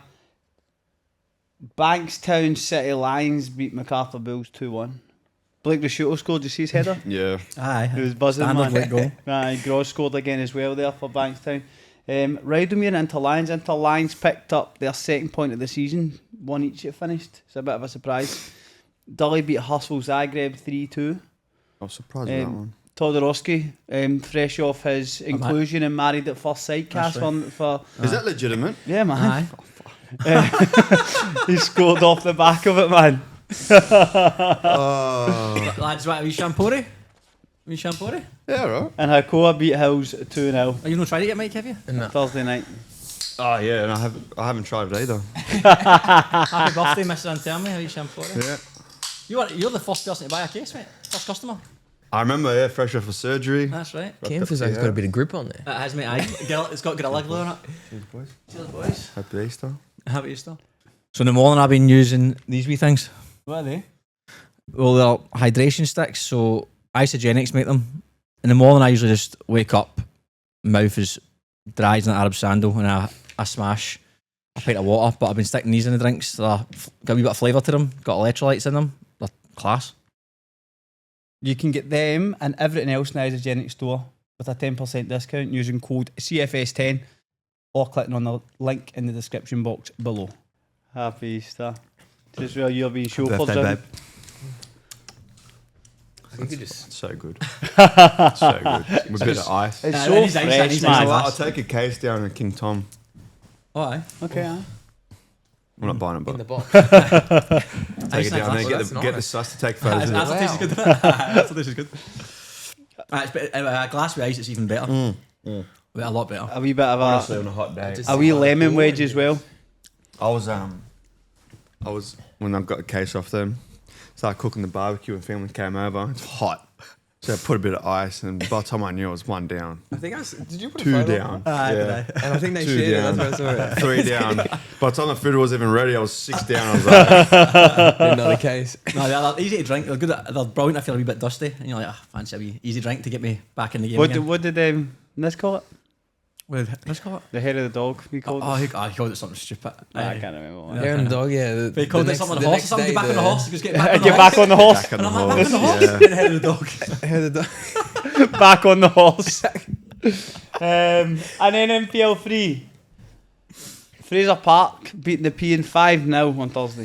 The P- The cheeky laugh, that man. the P man, they just shot. They just got far too excited. They came ever for since us they too did that early, little man. Celebration after. Unbelievable, man. But I actually spoke to a couple of boys in the P. They said that they're struggling a wee bit in terms of injuries and you said to them, you just get too excited. Yeah, they got too excited 5 games in. Hawkesbury lost 3-2 at home to Granville Rage. Good result for Granville Rage, to be fair. It's not easy to go to Hawkesbury. Entitlement scored. Bankstown United and Central Coast United drew nothing each. Mounties 5-0. 5-0, yeah. How was the game? Yeah. Glades were a very young squad. Yeah, okay. But you played at Rain Magic. Yeah. We played them on Wednesday in the cup. Yeah, look, they're super young. Kind of, not that you feel bad for them, but they didn't have no chance to play at all. Okay. We were pretty much on top of them and just had them pinned in their half the whole time. Yep. Obviously, we made subs because we play on Tuesday against Hawkesbury, at Hawkesbury, so that's going to be a tough game. Tough game to go to. That's Get- Tuesday when night. you Tomorrow get the night, off- well. Get a day Yeah. off work. No, I haven't had a day off from work before a game in I don't know how long. Yeah, so I just think obviously we were a lot better. We played really well. Try to capitalise on getting as many goals and creating that difference for us. Yeah, So, but it could have honestly been 10. 10, 12. Yeah, 12. yeah. Honestly, it was. Yeah, Oh, was that pumping? yeah. No, it was. Yeah, you kind of felt bad in a way because they're just young, 18, 19. They don't look any day older than 19, to be honest. Oh, wow. Um, Have you got any young boys? Yeah, we do. No, we've got a few young boys. We've got, from the starting 11, our left back, Mitchie, is 21 maybe, and I think he's doing really well. Don't want to jinx him, but he's doing well. Is this a lad? I think Josh mentioned him, did he not? Yeah, Did Josh left mention back, him? Mitch. Josh was surprised how good he was. Yeah, rapid. And look, we've got Luke Rasso, who was at Marconi, and he's a young boy. Yeah. But I think I don't know why they let him go at Marconi, because I think he's quality. Yeah, okay. He's already got 5 goals. He's been playing right wing, but the last 4 games right back. He's got 5 goals, and he assists as well. He's quality. He's got 5 goals. Yeah. How many goals than you, mate? I know. I think he scored 4 goals in the first 3 games. Wow. Yeah, no, he's quality. You know what? Jonas Suarez, whatever his name is. Yeah. Rickson, we've got another striker, Rickson. Yeah. He's 18 or I think he's 17, 18. Yeah, he came through the system. That's the one that scored the winner against Dunbar. Dunbar. Yeah. Mate, this kid, talking about like a number 9, traditional 9, Oh, decent. strong, and just runs at you. What's it? His first name's Rickson. Rickson, yeah. Odisha, I think. Odisha. What's his nationality? Assyrian. Oh, right, okay. Mate, I look at him and I go, man, you can be such a good striker, but he's just very... Oh, that's guy. What? Yeah, bro, you know. But football-wise, man, he's got it all. He's strong, runs at you, good feet, and can finish left footer. So he's got it. And do you know what's interesting though? Like, I think that being around someone like yourself is potentially a great learning for him. Yeah, not just for me. The thing that I love the most at Mounties, being at the Mounties, is you got all these players that we signed. First of all, Jake McGing played, last probably 10 years, I think, in the A-League. Yeah. Captain, but carries himself like a professional, down to earth. And that's the other thing. All the other boys we signed, Vela, who was at Marconi for 10 plus years, Yuli, who's had a great career, Josh Simmons, another one. Obviously myself, Nick Sullivan, you know, you got these core senior players that we don't give a shit what we've done. We try to help the boys, but also just stay humble and enjoy your time. Yeah. And it's good for all the other boys to see 100%. that and go, well, we can't have anything against them because they're actually working hard and doing the right things to play and also for us to compete against. Yeah. So I think that's what's been super important for the boys, the younger boys, should I say. Yeah, class. Parramatta lost 3-2 Headman. to West Hawks, yeah. Mustafa Cardoli gets sent off in the 76th minute. And Peter Yiannopoulos scored the winner in the 91st minute. It was 2 each. Marco Sama scored twice for Parramatta and Peter Phillips scored twice for West Hawks. Hold on, Pat, I see you looking at that can. Are you thinking I could do another one? Yeah, no, I was actually thinking, how long is it a bad thing if, you know, how quick I can finish this? Let's time it out. There's 85 cases down there, mate, so you can finish your Space it out. Where's the car in? You've got your chauffeur-driven limo outside as well, mate, so you're all The right. driver waiting. Mate, we'll just put a second game on a TV, mate, with a few cans. We'll go Zoom so that you get to see you there as I well. thought we should have done that one game. That's a great Live example. stream, yeah. A fucking live stream we did with we should have done that. Oh, aye. Had I fucking got pissed and watched the game. Brilliant. That'd be quality. That'd been brilliant. What a fucking missed opportunity Do it that for the is. World Cup. World Cup's a good shout. I'm going to Ah, World Cup. he's there, but Oh, I mean, I'm not there for the whole fucking 5 weeks. But do that'd that. have been a brilliant opportunity. Live stream. there you We'll go. try and get one. Sydney Uni beat Camden 2-0. wow. seen Sydney that, Uni I are seen doing that. alright, by the way. No, I think that's 2 or 3 in a bounce they've Yeah, won. they're doing alright. And then Bonnyrigg lost 2-0 at home to South Coast Flame. Can you put the MPL 2 table up? There you go, mate. Prepared, know what I mean? Bonnyrigg. That's MPL 3. Oh, MPL 2, sorry. Just try to see what the crack is there. So, Spartans. I mean, Spartans seem to be just go under the radar. Never Yeah, really talk quiet. about Spartans. Very. Quiet about always their business, there. man. Just keep winning games. Aye, All quite tight games as well. Beat Berries 2-1, 2-1. aye. They're always Oh, quite it's getting tight. tight now, top It's 5, tight, aye. 6. Aye, it's tight. But then that's when you look at, like, I think in these leagues it's so important that you beat the teams that are in the bottom half of the table. Yeah. So when you look at like Rydomere at the weekend, drawn went Alliance, who are sitting at the bottom. That's a really poor result. I actually that's the top 3 at the moment. Obviously, in no particular order. That's the 3 I imagined who'd be fighting Yeah. it out. Yeah, me too. Aye. I would say 4 and put Rydomere in there as well. Do you think they'll be? I reckon they'll be I competitive. don't think so. No, I don't think so. I think they'll be like top 6. I don't think they'll be as high up, like competing for top 2. Aye. They could finish 4th definitely, but I think that top 3 is pretty strong because Yeah, the true. early academies aren't as strong as they were, No, and usually they're the ones who usually nip in there. But I can't Who's see bottom? Inter. Inter, 2 Oh, points. wow. Have they won yet? No. No. What was your score? Sorry. Prospect. They drew 1 each with Rydomere. Oh, they drew Rigmere. Is it bottom 2 drop or is it bottom drop? Bottom drop and then playoff. Playoff second So last. that's what Prospect beat Bonnyrigg in the playoff last year. Yeah. Is Melbourne? You're bottom laughing. 3 gone? No playoff?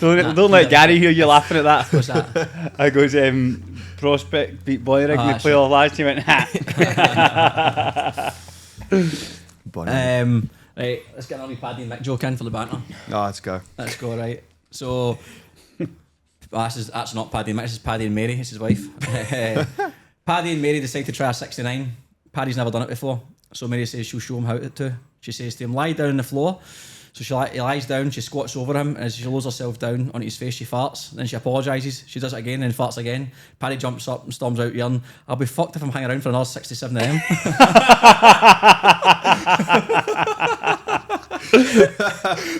That's quality.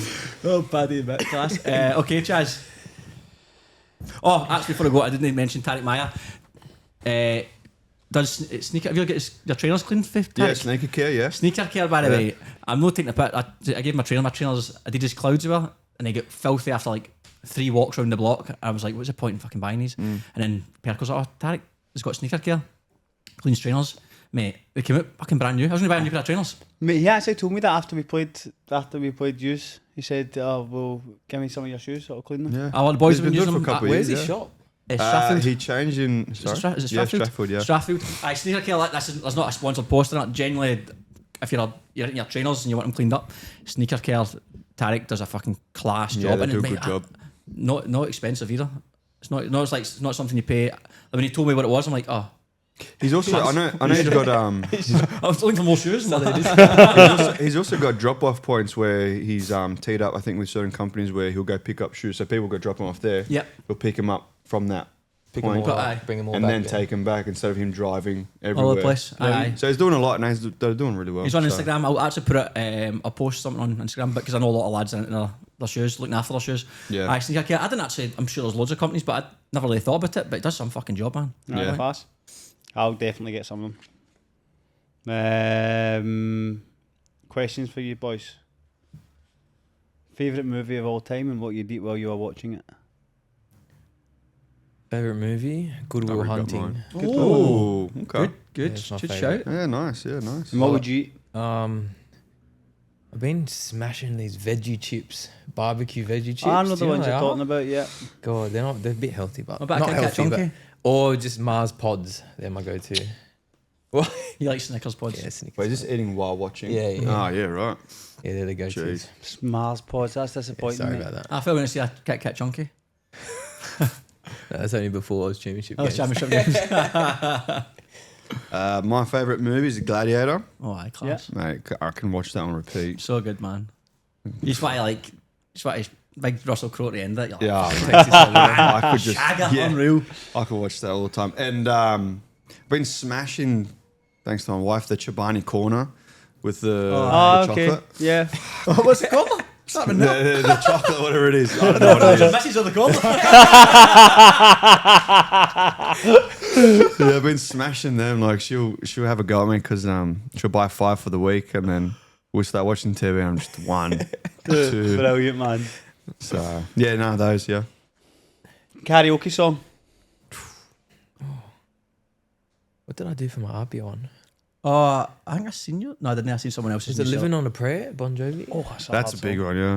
Is that what you're doing in karaoke? Yeah. Usually I stick to if I'm doing a waitress first song, it's always Stand By Me. Nah, it's like, Always, it's you.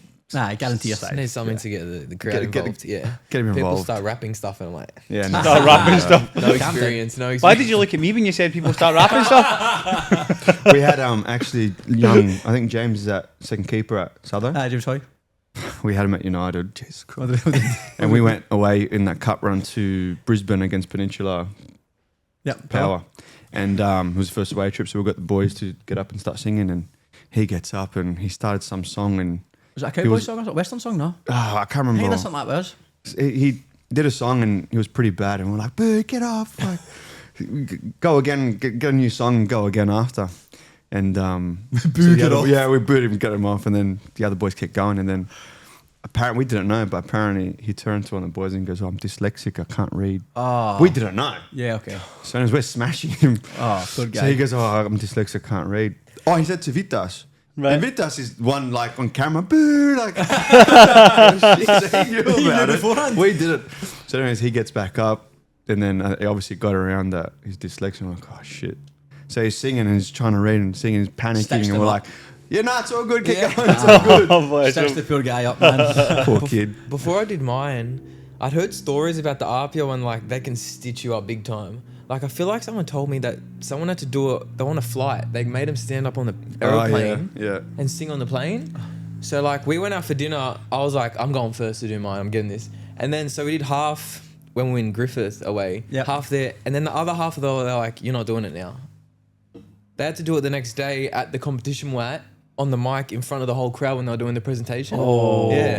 it's a stitch I was up. like, thank God I did you this done it early. yesterday. That's experience, aye. But I was like, good. Always go. Started Going panicking. first is the best thing to do because you go first. There's Out no of the way. expectations. First, people go like fair play, went first, Yeah. and people sort of forget you've Yeah. even done it, and then before you know Aye. you've got away with it. Last question. Who signed one NPL player at your current club that you haven't played with before? Who would it be? Sign someone. I haven't played with. It's NPL players, man. None of your fucking Thierry Henry's not. I know you've played with the big thing. No. Probably Mike, to be honest. Oh, there you go. Yeah. I'd sign him. Don't say Paddy, mate. Some making Paddy joke. Jokes, Pat and Mike. Who else? That I haven't played with. I would say Lockie Scott, just to, because I'm like sort of a 10 that likes to run off Aye. strikers a lot. So just having him Link up with. sort of, yeah. Ah, good show. Maybe, man. You mentioned a few times. Yeah. Class. So now, Actually, another one, because watching Sean Simmons. Sean Simmons. I try to get him into fucking. how long to the window? He's not going anywhere. We'll wait for it next year. Next year, aye. Mikey, we'll start with you. Thank God. Your footballing upbringing, how did it all start and how you ended up at APIA? Yeah, so to be fair, when I was younger, I wasn't really NPL 1, youth academies sort of thing. So like I was playing sort of just local from like 5 to sort of 8s, 9s. Where's local? Like so I was at Greystanes, my local Right, okay, club. yeah. Then I sort of started playing for my school, which is just like a Catholic school, just your local Catholic comp. I think the first sort of team that was like, I was starting to get serious about football, I was at Sydney United for like a junior 10s, 11s, 12s around there for like 2-3 years. Yeah. Enjoyed that. Didn't get retained, so left. Was sort of around that. Had a year at like Parramatta Melita. Also at like, I don't know if someone said, you know how they used to have like Southern Districts reps sort of thing? Oh, yeah. So I was at like sort of the Granville Association. team, yeah. I don't know. It doesn't really exist anymore, does it? No, I don't know. Yeah, it was a bit of a weird thing.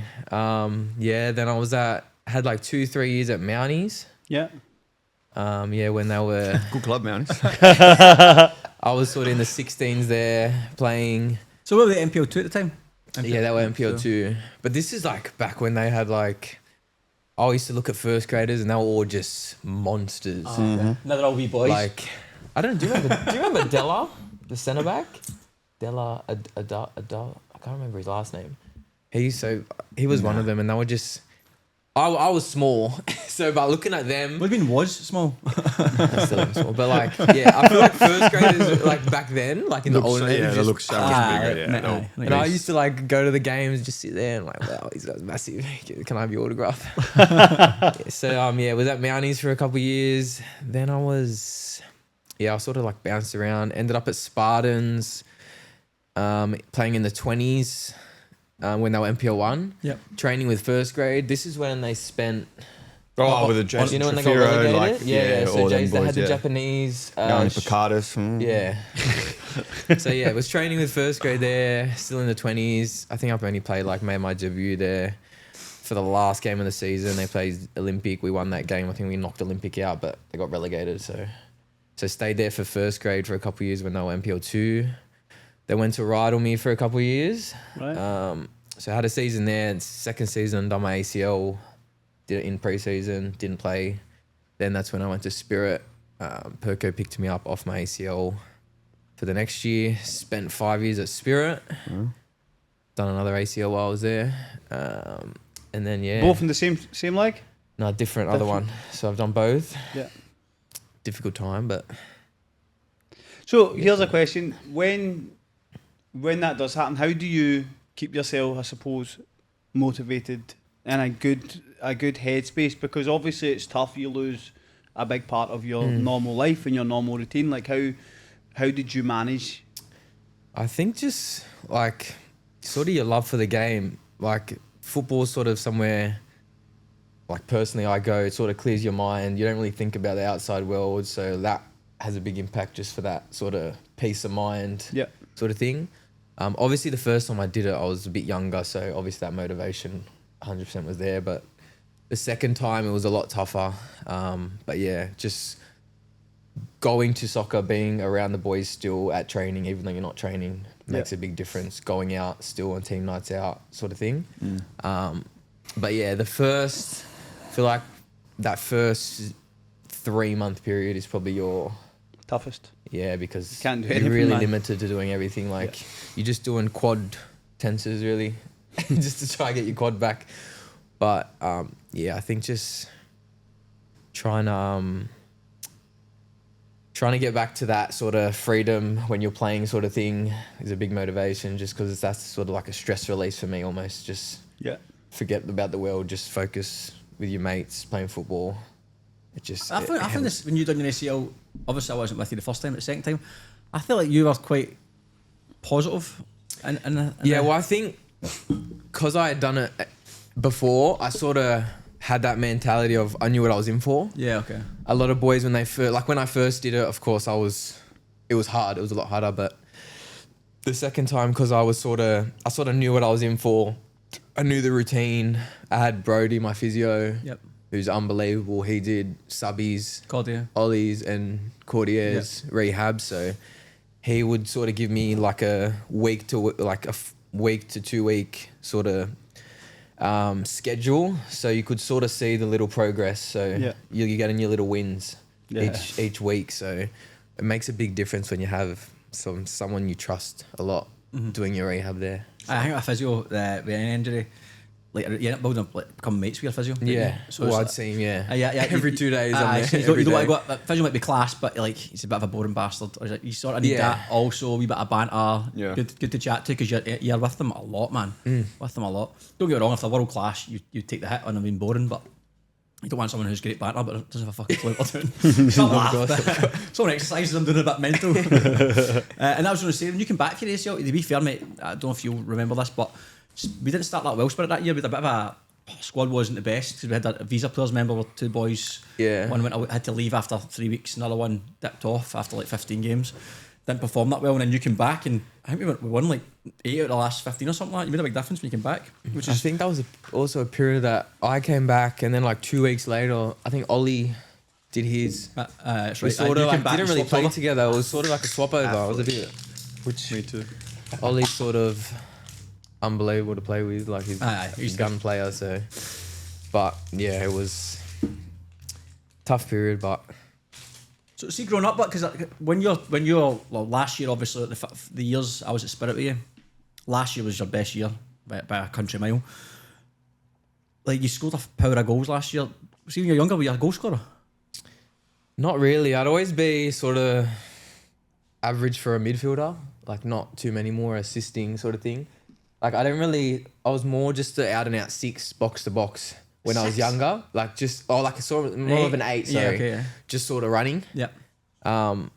Like now taking sort of that more forward role as a 10, it's a lot more enjoyable because when you get on the score sheet, of course it's enjoyable. But yeah, I was never really an out and out goal scorer. I think last year playing in that role that Perko had me sort of a winger, but inverting as a 10, especially with Kubo, who was unbelievable. Yeah. It was a lot. Not easier, but they made it easier for me to score goals. So I think it made me look a bit better then. When I first went to Spirit, you were a winger, but you weren't available. I remember he's like, this boy Mikey comes in, he's a good player, he's a winger. But then you went into a 10 position, like an actual 10. Obviously last year was like rolling 10s, but an actual 10. And then eventually, I think when you found that shape of the 5-2-3 rolling, I think that was a better because you got a bit of both. Yeah, you can have that 1-on-1, then you can also tuck in, be on the turn, start driving. So I really enjoy that. But yeah, at APIA I'm playing obviously an out and out more 10. Yep. I'm enjoying it because as I said, I've got Presley in front, Eddie, Monge behind me. They make it very easy to play that role. So you've got fucking talent all around you. Aye, brilliant, mate. And what about the 5 years at Spirit? That was obviously a huge chunky. That was pretty much your first grade, wasn't it? Yeah. Right? You're pretty much part of the whole. Like the rise from NPL 2 all the way through. Yeah. How did you find that? No, it was good. So when I first, Perko got me, as I came off my injury, we were just sort of NPL 2, always sort of up there, never promoted. Then we went and won the Waratah Cup against Sydney United. Did you play that game? Yeah. You injured your hamstring? Oh, yeah, first 4 minutes or something. That's right, so you did that. Oh, yeah, that was a good tear.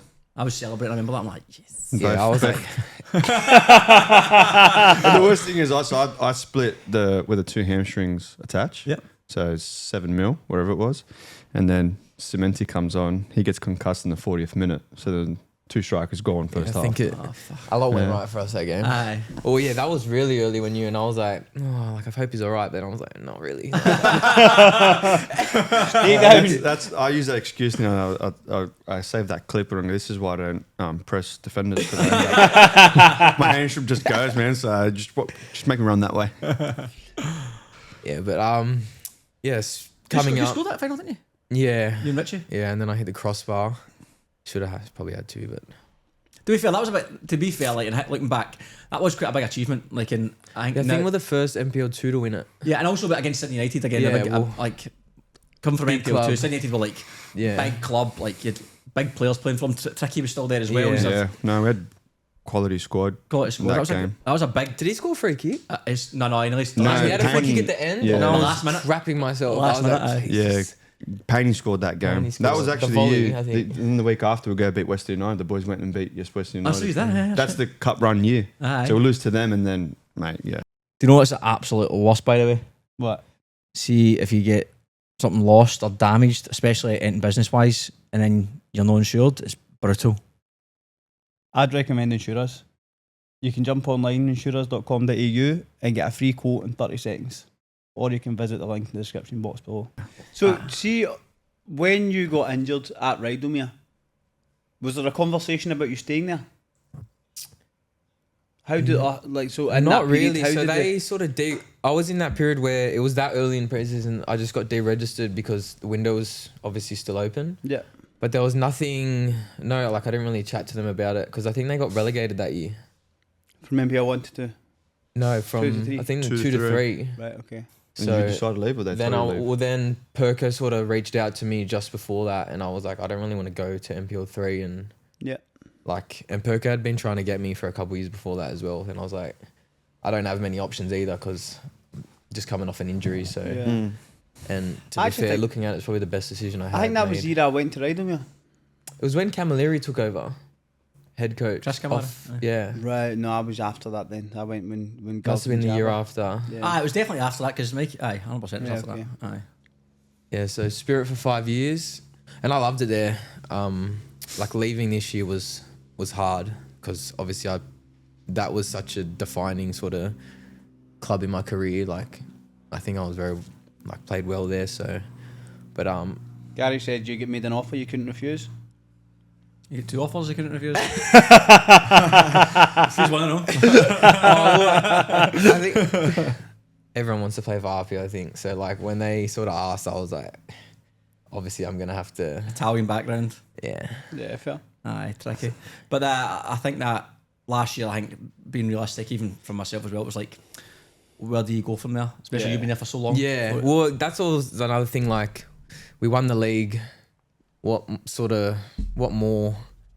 Like, I sort of want to challenge myself and Yep. sort of go to the next step. And I just thought APIA would be a good challenge because there's so many good players. Like, training is a joke. Mm-hmm. Like, you pick 3 teams for a mini World Cup and not anyone can win because there's so many good players. Yeah, yeah.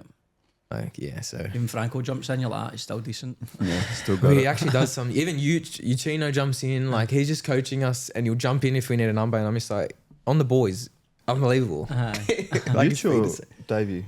No, Uchino. Is he Yeah. not playing as much anymore? Oh, I don't think he's playing at all. Oh. I don't know if he's registered because he was training with us at the start, and then he just sort of takes a session at like once a week at the start, and then he'll just Oh, he's starting to be on the coaching side. Aye, yeah, okay. because he's got Yeah, his right. academy going. Yeah, so. okay. But yeah, even when he comes in, Daps comes in sometimes, Yeah. and I'm like, he's gonna snap me if I go. I remember, near him. yeah, Dave, yeah, fuck Dave. Who had it, yeah. And then you just see, when you see Preezy, just even just passing a ball, like doing a diag, I'm just like, fuck, he's sort of still got it. No, I don't lose that. Did you see Aye, that you video don't of lose Wayne it. Rooney showing someone a free kick? Joke. Just Just do this and then just do this and then it goes like this. It's like you're playing table tennis and you just like sort of wrap around it and the guy's top bin and the guy's like, it's decent. I don't Cheers, mate. know if I can do that. But yeah. So looking at let's start actually with winning the league last year. Like, obviously it was a big achievement. I don't think anyone really on the outside thought Spirit were going to win the competition, right? How was that? Is that your kind of highlight so far as a player? Yeah. I think when we started off with those few wins, we thought, we look good, but how long can we sort of sustain this for? Because obviously you get injuries but we never really sort of had big injuries from our team. No, we're all right. Like, it was probably one of the first years that Gary says it was We've all had a- down to the yeah. S&C coach, It was. football fitness. we had a consistent sort of squad the whole year. Yeah. And then we just, it was sort of like there was no pressure on us. We weren't expected to do anything. So I think that made it a lot easier because if we lost, we lost. Like if we lost to Marconi, I think towards the end though, that Yeah. changed. The last- Pressure builds I reckon the because last you've been there quarter, for so long. because you were riding, top of the table. yeah. It Well, was even well, like I don't I don't think we felt it the as first a 10 team. games, it was from anyway me. I was always going like the goal at the start of that season was can we get top 6? Because I actually remember we'd only been there 2 years, and the year before we actually had done worse points wise. And the year before we'd finished high in the league table. Yeah. We weren't great. That was probably our poorest year. We got last 16 in our Shield Cup, but it wasn't a great season for us. Yeah. So I think that year, as Mikey said, I think we lost to Olympic. Remember we get battered at Olympic, and then everyone straight away like, that spirit Yeah, falling done. away. But up to that point, in my head, I was just counting towards like, sort of 45-point mark. I'm like, we're closer to top 6. We're closer to top 6. But by around like, I remember like 18, I'm thinking, we're pretty much getting top 6 here. Then I was like, again, Can we never win it? you don't really want to put the jinx on yourself. We're going, can we win this? Yeah. But it was that window when we had Marconi, Rockdale. Well, when we beat Rockdale, Aye. going into that Marconi, I've never been so confident for a game in my life. Yeah. And I'm like, am I like trying to? Am I getting too carried away? But I was just like, there was so much positivity and confidence in this team that I'm like, we're gonna smash them. We were good. Well, I guess that's the mindset that most like if you look at every big club, that's the mindset they have. It's not about are we getting carried away. It's no, we're gonna dominate today. Just Aye. confident in what we're you doing. just gotta And you know, that's keep what that. sort of winning does as well. I When think, you're but I winning, also think- everything's Yeah. great. When you're losing, everything seems like the disaster. worst. So Yeah. But I think to that point as well, that because of the injury thing, we had the same, seen you get the same players all the time, Yeah. and you know how like the person next to you what they does. Yeah. It breeds that confidence. You're like, if we're all together, we'll fucking run amok. So Yeah. I always knew if when it was you, Taki, and Kubo up front, like the front three for us, I think between the three, you scored like 50 odd goals and assists like 40 odd, 50 goals. That alone's enough to win Aye. a competition, especially an NPL one to win a like APIA have got that just now. That those numbers going forward. So Yeah. I think when you've got that as a midfielder, a defender, even if we concede, they'll score a few. Like that can get us out. If you've not got a 9, you're not getting goals. It's always a bit more nervy for the goalkeeper, for the defenders, because you're 100%. They're more paranoid to like, oh fuck, we've just conceded. Will we even get a goal here? Yeah. I mean, we were scoring 3 and 4 goals a game. yeah, It makes No, it gives it's you way crazy. more confidence. But that was, to be fair, your goal against Marconi, top bin, Decent strike. absolute cracker at the Palace, not bad. That's not bad. I think that was the best goal I've ever scored. Honestly. And the occasion made it a bit better as well, just because that was sort of like that back end where we Right. almost not secured it, but It It gives was you the likely, confidence. yeah. Likely. Well, the worst of that season was, which happened obviously the weekend with your referee. So I don't know if you knew this, Paddy, but we played. It was a game before the season ended, before the semi-final, and playing against Mount Druitt, 92nd minute or something like that. Mikey Horrible hits the ball. challenge, but Mikey didn't you gets get touched sent out. off? But a guy a horrible chops tackle Mikey. from you, Oh, Mikey. yeah, A guy chops Mikey, but Mikey gets red carded for it. Wait, what? I got a second yellow. But the guy chops Mikey at a belter. But he sort of took a big touch, and I sort of came over to like win the ball. But then he slid in to kick the ball, but he slid through and got me. But the ref's giving me a card. Like I sort of Didn't was you guys getting, appeal it? you can't appeal 2 yellows. 2 yellows you can't. Oh, that's a piss take. So I was getting like the physio was like treating me, and then I started walking off because I had to go off. And then she's like, the physio's like to me, "You just got sent off." I was like, "What?" So I just had to like, and then I tried to. Yeah, I remember if you can that- appeal it, and they're like, "Nah, because 2 yellows." I'm like, I remember actually thinking at the time, I think that's why, I think you lost the first semi. Yeah. yeah, to And Rockdale. And we were Next like, week, yeah, we all said, that didn't help that you got sent off. And I think Cuba was gone to. Cuba was gone. God was yeah, gone. He was Hong missing. Kong. Aye. Like, so that didn't help. And then we're like, oh, we don't think they'll make the final after that. Nah, that was And it. That was yeah, it. that was it. Yeah, it was, We only played one game. Played Oh, it was Rockdale only once. one? Aye, Rockdale beat us an extra time, 2-1. was the next week. Ah, I remember true. I was there actually. That's it. I'm missing name Mike. You're missing 2 that front 3. But his one was a joke. What Kubo had was part of the contract to go professional, but that was always part of the deal. But Mikey was just a killer. Yeah, it was a 90 joke. second- Yeah. I was You know waiting what? for like 3 days, Yeah, but and I'm like, like, they're gonna appeal last it. game And of no, the No season, they offense, but can't. why not take him off like 60th minute, 70th minute? I'm not a gaffer, mate. I agree. You got the title wrapped up. I also had the just don't go in for it, and I was like, yeah, fair. No, but, Yeah. but to be fair, you did nothing wrong. You got sent off, and even from a refereeing standpoint, right, it's the 90th minute. It's the game's dead rubber. Mountain Druitt are already down. Yeah, exactly We're already won the league. Just go, lads. There's 20 seconds left. Yeah, relax. Calm down. And he knows if he's sent off, he misses. To me, that's. But to be fair, to the referee, Adrian, he apologised to the gap. He texted a text shortly after saying Who I made was an it, arse Adrian? of it. Aye. Oh. He said I made an arse of it, and he met Mikey the weekend saying he made an arse of it. So I mean, look, mistakes happen. Disappointing, but I mean, it may not have changed the outcome anyway, but from your personal standpoint, Oh, it after would have been winning the nice league, to play in the game. to go to yeah, semi, of not course. play against the semi-final was disappointing. But And then Yeah, that's right. obviously missed the playoff game, as we've said. How was the championship? It's actually really good. I missed the first game because I was away, so the Preston game away, which is all the boys said it Disaster. was. So was he was away as well. that's right. Yeah, it was away as well. But I thought it was really good. I enjoyed it. Like going, even just because I had no really idea about Melbourne NPL, and so just seeing into that, like, it's unbelievable there. Yeah. Like the fields, the crowds they get. Like when we played South Melbourne in was it the quarter? Quarters, aye. Far out. The They there can was throw so the ball. much going on. Like There was a a rock band band playing. I'm like, I can't even think right now. It's a rock band The- playing. That's right. How many people were there? Don't know. It was a good crowd though. Good Yeah, that was atmosphere. massive. Not one Spirit fan, but that's all right. But yeah, I really enjoyed it and looking forward to it again this year. To be fair, with Travelling's good, isn't it? Because yeah, then just being away, like now West APIA, which Yeah. they'll become for that. You'll be down there for 3 nights instead of 1 night. You know what I mean? They did it well last year. no too. flying, they did. fly They out. They did really well. APIA did it really well. Even the carried on with it. pre-game stuff that they Yeah. had at Leichhardt But was who really put good. Appy out again? Marconi and penalty. Was it penalties? Oh, Pens. That's right. So it Yeah, was. Mark Aye, that's Kane right. knocked him out. That's right. Yeah. Crazy Aye. penalty shoot. Didn't they? That's right. It was a kid. They went The to last minute keepers. scored the last minute. Was it Max scored or Gonzalez scored the last minute? Gonzalez, Gonzalez the header, scored, yeah. equaliser, yeah. That's right. I liked the championship. I thought it was brilliant. Brilliant. I mean, from your standpoint, getting to the quarterfinals again, I top of was that whole there, year, that was a good incredible. game. Was that? So I was there actually. It was a good game. Yeah. Oh, the Apia Marconi game. It was. There's Marconi lots of good game. games. It was a mad competition. It sort of got forgotten about pretty quickly. I feel like afterwards. Yeah, but I think it because of when it was like, so you finish, you get Christmas, and then it's like there's just things happening at that time of year, so it is always going to be Yeah. very quick The turnaround. one thing I would say about the championship though, and you might agree with me because obviously we had the night out not long after, was I felt like when we were finished with it, when the next day when I woke up, I wasn't near devastated. I was almost like a break. Because it felt like it was long. Yeah, It well, when was you got fucking, 30 especially the 30 travelling and all that as well. Yeah, it's tiring, Like, man. and I say this to the boys, I'm like, I was just a coach and I am fucking mentally exhausted. Like, you're leaving on the Friday morning, back on like late Saturday or Sunday, whatever, Saturday night, and then you're going to work, and it was still training, and just felt it lasted. Yeah. Well, it was like 12 and a half months of constant football. It's And tough, it's man. obviously you want to go on and win it, but if you lose a game, like if we lost at the weekend against Olympic, I'd have been devastated probably still now, still thinking about it. But when that game finished, South Melbourne, gutted after it, but by the Monday morning I was sort of Yeah. like, okay, Well, I can have a break now. For part-time footballers and coaching stuff, you ended up having a longer season in the A-League. did. Yeah, it was tough. It But was you tough. see, plus ended up though, working, right? Like Yeah, no, every like, year's longer We've for NPL just, players. yeah, NPL is already longer season man. than A-League.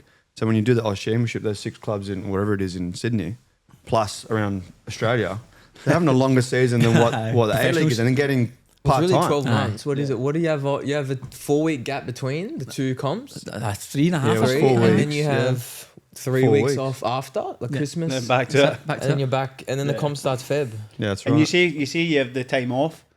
The But championship it's- teams are training still because they've got something to prepare for. But you like, even this year, like I didn't really train after Oz Championship just so I could sort of rest.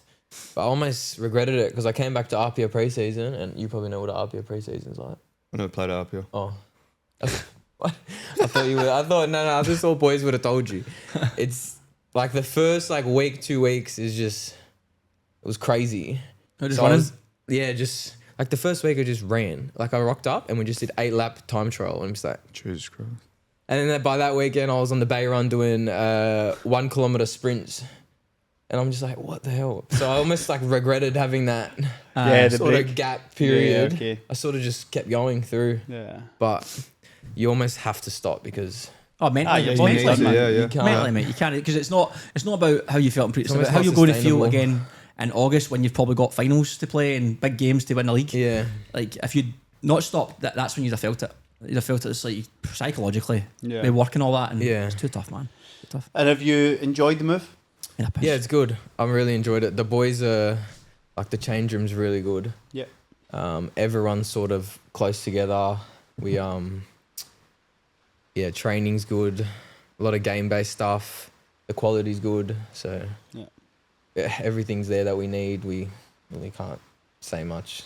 Like in the negatives, nothing. Because we always talk about the depth that APIA have. Like, it's incredible, really. And yeah. it's a big credit to Franco that he's able to manage it, because, I mean, you've probably got, say, 16, 17 players that would all start at other NPL 1 clubs. So try to keep them happy while they're playing 30 minutes here, even yourself. Like, you're coming off the bench, you know, like, when It you does, look at... like, it does make training, that quality of training better, Of because course it does. People are playing for every a spot, session you're man. battling for a spot. Yeah. So in that sense, I'm enjoying it, because it's sort of like that challenge for me. Where at Spirit, like, we had 12 players, 13 players that were started. you're playing every week. Yeah. So like, It's actually quite an interesting point, that, right? Because if you think of, like, football, like you growing up football, Yeah. every session was like that. You were fighting for a spot. Yeah. Whereas now, you're right. I need to go to the toilet. All right, I go. just saw him go and I was like, oh my God. Too many champagnes. Been holding it this whole time. I think that you training often loses, I suppose, a bit of an edge. Yeah. People because become comfortable. Yeah, people do get comfortable. Whereas with the squad that you It's guys depth, have, yeah, it's like, there's no sort of slacking off. It's noticed, like, you notice someone slacking off very easily because everyone else is is there. Who's the worst in the team worse at what? in football? No, me. That's not what you were saying before the camera started, mate. I just thought you'd mention the guy's name you said. No, but even the young boy like Max and Oscar, and they're just like banging in goals at training. Like And they're putting a good standards. Like, Max is turning me, and I'm just like, little. so I'm saying, but see those lads over, like, you put an edge on them and you go, oh, raw, but they're playing at a good level. Yeah, they Yeah, but I think that, like, even Max and Oscar training with us rather than going to a youth setup, 100%. I personally think that would be better for them 100% development-wise. about. Yeah, so yeah, those boys are just, I think they're at a good spot in their career where they're Here's playing the and they're question. learning a lot. Surely, how old is Oscar? I think they're both 17. So is Oscar close to this Australia under 17s? Well, do you I reckon? think he told me something about the year he was born. So Max can still play in the 17s because he's born late in the year, and Oscar's Right. born early, so Early. he would have to go to the 20s or something like that. Right. Okay. Don't Yeah, no, quote me that exactly makes on it, sense. but there's something like that. Because if you think of, like, let's, I don't know, I assume that there's different windows in Europe now, like with the season start points and end points. Yep. So if you are, say, July onwards, Yeah. you'll still qualify for a Yeah, different age there's bracket. something like that. Yeah, that makes but, sense, to be fair. Yeah, because Oscar, he could easily like play in an Australian team. Yeah. Like he just comes on and he's just a menace. Like he runs and he's just always there and he can finish. So like, what more do you really want? What more do Yeah, you I need? mean, Simple, mate. Fucking Yeah. energy and can score a goal. Aye. Yeah, Half the no. bat one. So this year, mate, it's probably a stupid answer, but eyes on the prize, top of the league and championship. Yeah, of course. We just want to win basically everything we're in.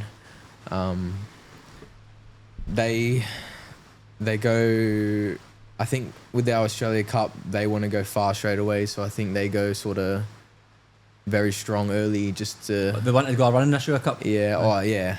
What's definitely. the furthest APIA have got in this Australia Cup, do you know? Not really Semis sure. before?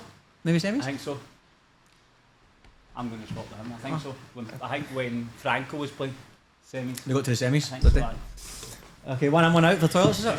Yeah. Well, we'll jump onto Paddy anyway. Good timing. Paddy. You have to get the paperwork out for Paddy, not for me.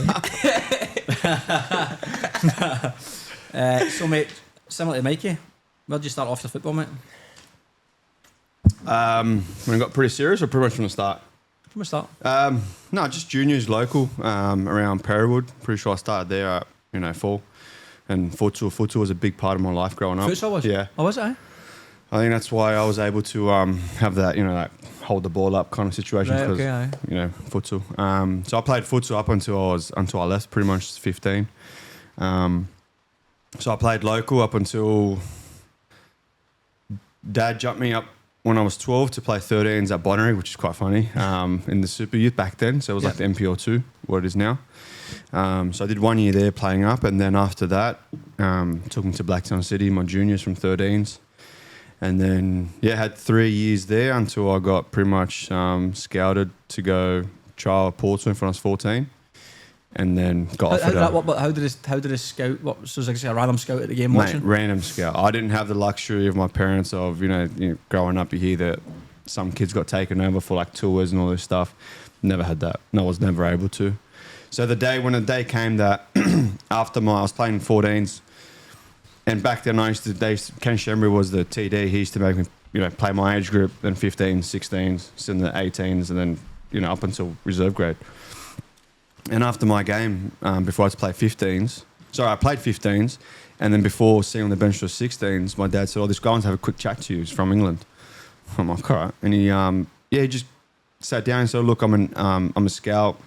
I have and also an agent." So Chris Hurd, he looked after Chris Hurd at the time, Brad Jones, Reece Williams at the time. I'm really keen on you coming over to trial at Aston Villa or Portsmouth. I just got to sort out which club. This was when Portsmouth just won. Yeah. And this was, 2008, pretty sure when Harry Redknapp was there. It was because I went over and Peter Crouch, Defoe, Sol Campbell were there. And when he was talking to me, in my head, I'm like, "Man, this guy's talking shit. This never happens. Right? This never happens." And I'll never forget, I was on the hill behind the goal next to the canteen, that hill there at Blacktown, Gabby at the time, it was called Gabby Stadium. And he had this voice recording. He said, "Oh, just your first name, age, give me your dad's email." And next record. Yeah. Yeah, no, I'm being one of those. Old school Yeah. spot, guy. And so I did it all, and my dad asked me, and I told him, "It's all crap. It's all bullshit. Like, you hear all these things, and you think it's all bullshit."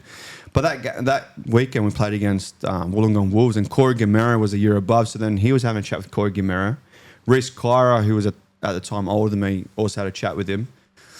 And then, honestly, 2 months later, Dad gets an email from Portsmouth Football Club saying, "Here's a letter of request to your school to give you 2 weeks off, invitation to come trial, all this stuff, flights paid for, accommodation paid for." And I was like, "Wow, what? Wow. It's actually happening." So went over. After the first week, as I said, mate, I get there. It's the first time I've ever been on a plane and everything. And at the time, he had plans for me to go Portsmouth to then Aston Villa. Within a week, I was meant to be 2 weeks at Portsmouth. Within a week, they offered me a 3-year contract. So 1 year scholarship, 2 year pro for when I turned 16. So you've done a week of training at this point? Just done a week of training and they offered me the deal. And that week was incredible because, like I said, they just won the FA Cup, or they were on the run, and they had, as I said, King Kanu, Sol Campbell, Defoe, Peter Crouch, Nico Kranjka. So you're 14 at this time? I was 14, yeah. And in that time, did you train with the under 15s? No, I was training with the reserves, like the youth reserves, yeah. What ages are your reserves? The 18s or 16s up. So they do the scholarship. So 16 up until the resis. Yeah, all the boys. So you played with them at 14 Yeah. for a week, and they were impressed by you in that week? You must have been fucking class. Yeah, no. Yeah, I did well. Yeah. Aye. I went back home. And the best thing was, well, not the best thing, but my team at Blacktown were playing final series. So in the back of my head, I was like, "Oh, I'm enjoying it, but fuck, how the boys going?" And then Ken Shembry, sure enough, found out they offered me a deal. So he said, "Bring him back." So then within a week, I was gone, got a contract, came back. Were you allowed to play even though you'd done the contract? Yeah, no, I went back and played. I couldn't sign till I was 16. Yeah, okay. Okay. So then within a week, I was back playing, going away, come back, playing semi-final the week after. And it was crazy. But then the club, I was flying back and forth for about 12 months because they wanted me to get you. And it wasn't just me, it was Alex Grant, who's now at Sydney FC, Ryan Williams, Andrew Higgins, and Ryan's twin brother, Aaron Williams. Mm-hmm. It was 5 of us. Oh, and another boy, Jordan Fitzharris. And they wanted us to get used to living away from home because I went by myself. Yeah. Living away from home, get used to a different lifestyle, culture, football in terms of train 3 times a day and all that stuff. So I did that, and then after that they said, "Nah, we want you to move a year earlier." So I was 15 when I moved away from home.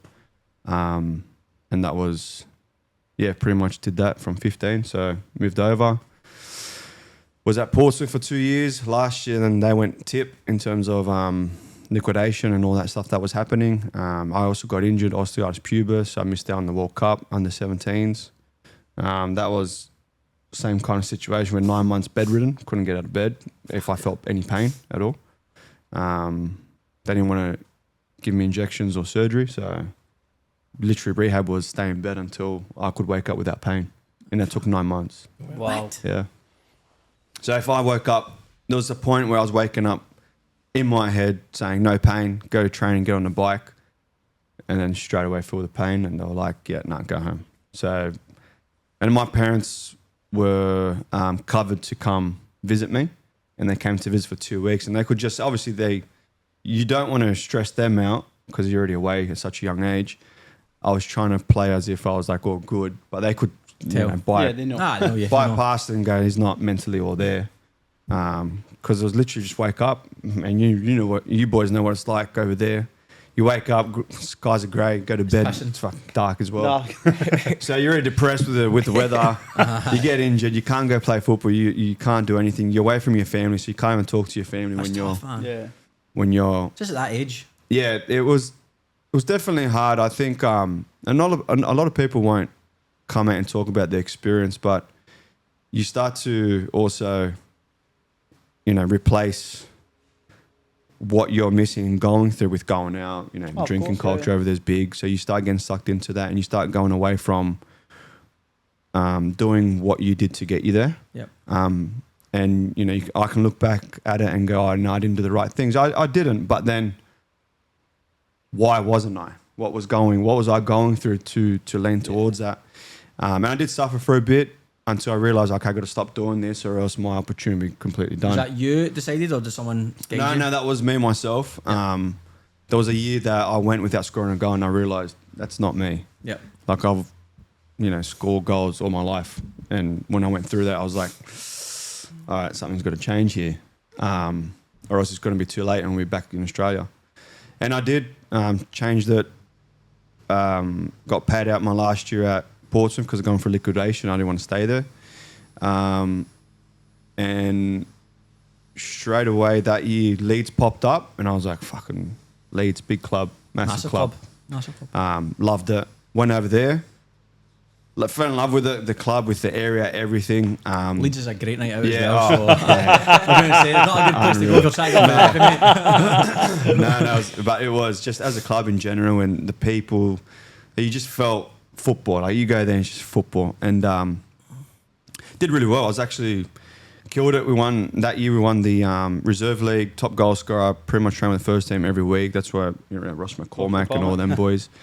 And did really well, killed it. And Neil Warnock was the gaffer at the time. Oh, brilliant. And I had discussion, so they gave me an apartment to live in at the time, and I had a week before my holidays, and I said, oh, gaffer, what's happened next year? And he said, oh, I'm giving you a 3-year deal. Come on Monday, bring your agent. I go, yeah, awesome. Fucking buzzing, called my family, told my agent. He goes, yeah, no worries, I'll be there Monday morning. So my agent comes from Birmingham. And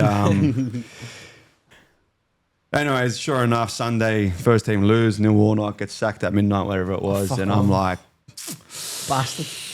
My deal's doing it. yeah, so I walk in Monday with my agent and go, oh, look, this is what happened, blah, blah, blah. Speaks to gaffer, blah, blah, blah. And go, oh, he's not here anymore. We have to wait till the new gaffer comes in. I said, well, I've only got a week and a half on my lease. Like, you guys are paying, but I need to know what I'm doing. Like, I've got a flight back home for holidays, but I need to know, am I coming back? Do I have a club? Do I not? All my stuff. So we have to wait till a new gaffer comes in. I said, fuck, all right. New gaffer comes in. A couple of days later, Brian McDermott. Yeah. And gave a chat with him, told him what happened. He just literally turned around in his office. I don't forget this. He turned around and he just said, oh, look, I don't know who you are. I was 18 at the time. And he just said, don't know who you are. And I just looked at him and go, can you not speak to reserve coach, TD? They surely are witnesses to my season that I had a really good year. He goes, no, I spoke to them. And I'm like, okay. He goes, nah, just don't know who you are. So I've stormed into the reserve gaffer, and I just said, fuck's going on? Like, you're not going to help me out. And he literally, this is when I realised football is not for not for everyone, but football, everyone's selfish. Selfish. Because he just turned around and said, I've got to look after my job. Wow. So I had 4 days to pack up my unit. And those 4 days, packed it up, shipped everything back to Australia, called my family and said, I'm done with football, I'm finished. So the Brian McDermott didn't even give you a chance to prove yourself or anything? No. Because at the same time, they're in the championship looking to get promoted, budget, bring in players. So what's your best way to cut costs is your younger players.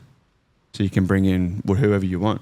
So I went back, just said I quit football. So I came back to Australia, not having any intention to go back or just play in general.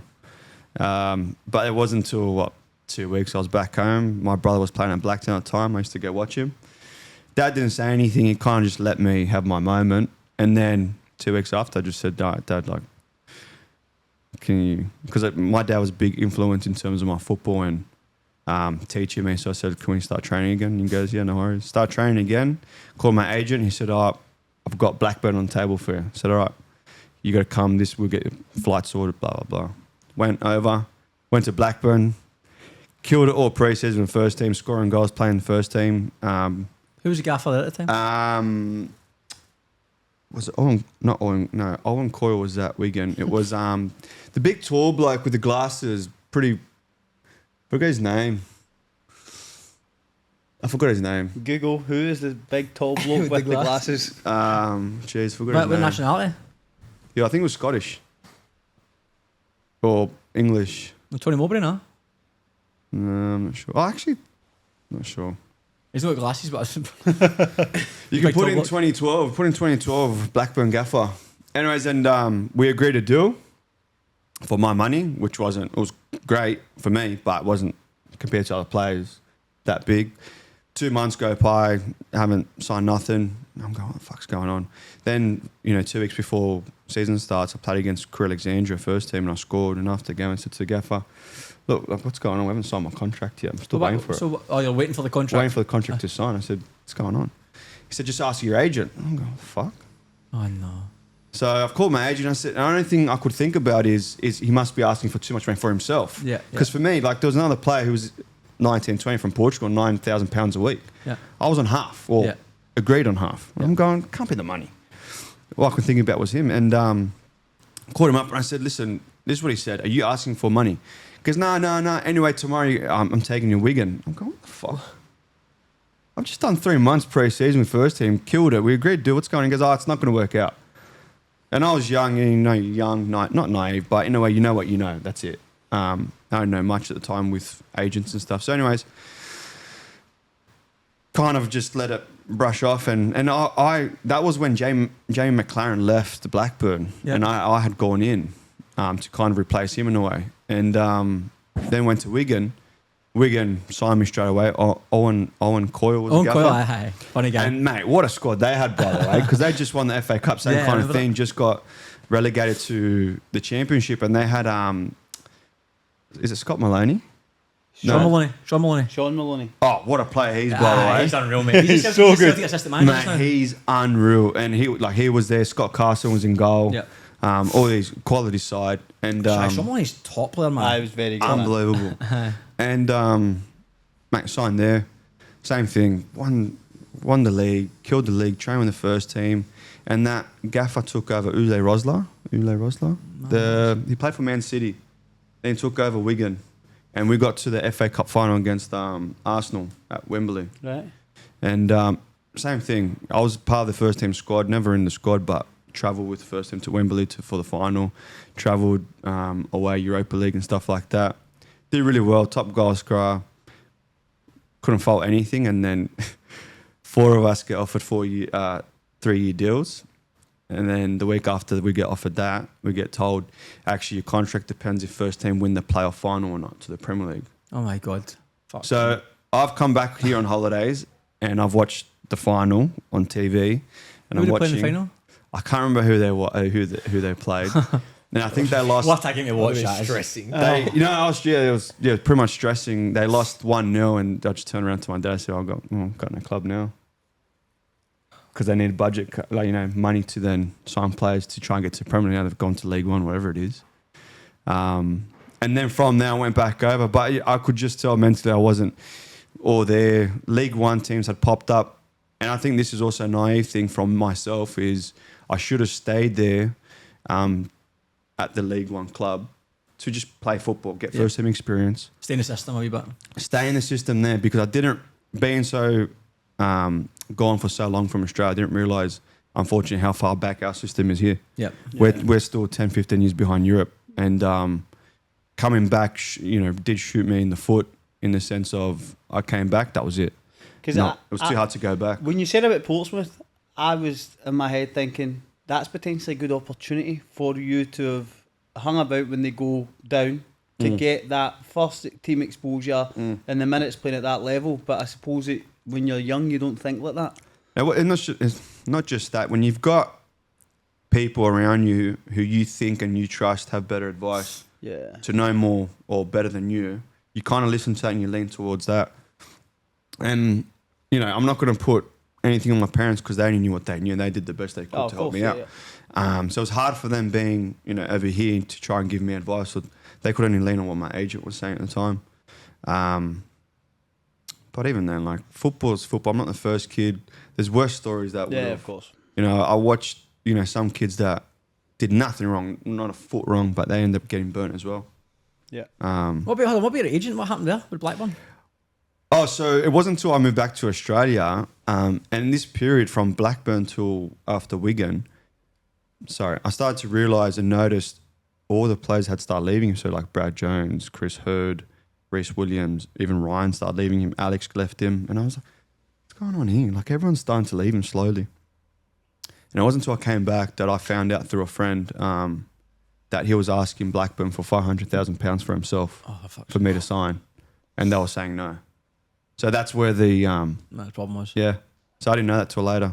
So I haven't spoken to him since I've been back to Australia. Yeah, of course. As an Aussie agent? No, he was English. English agent? Yeah, from Birmingham, yeah. Oh, you said that, aye. And the other question I was going to ask, you must have a Neil Warnock story, no?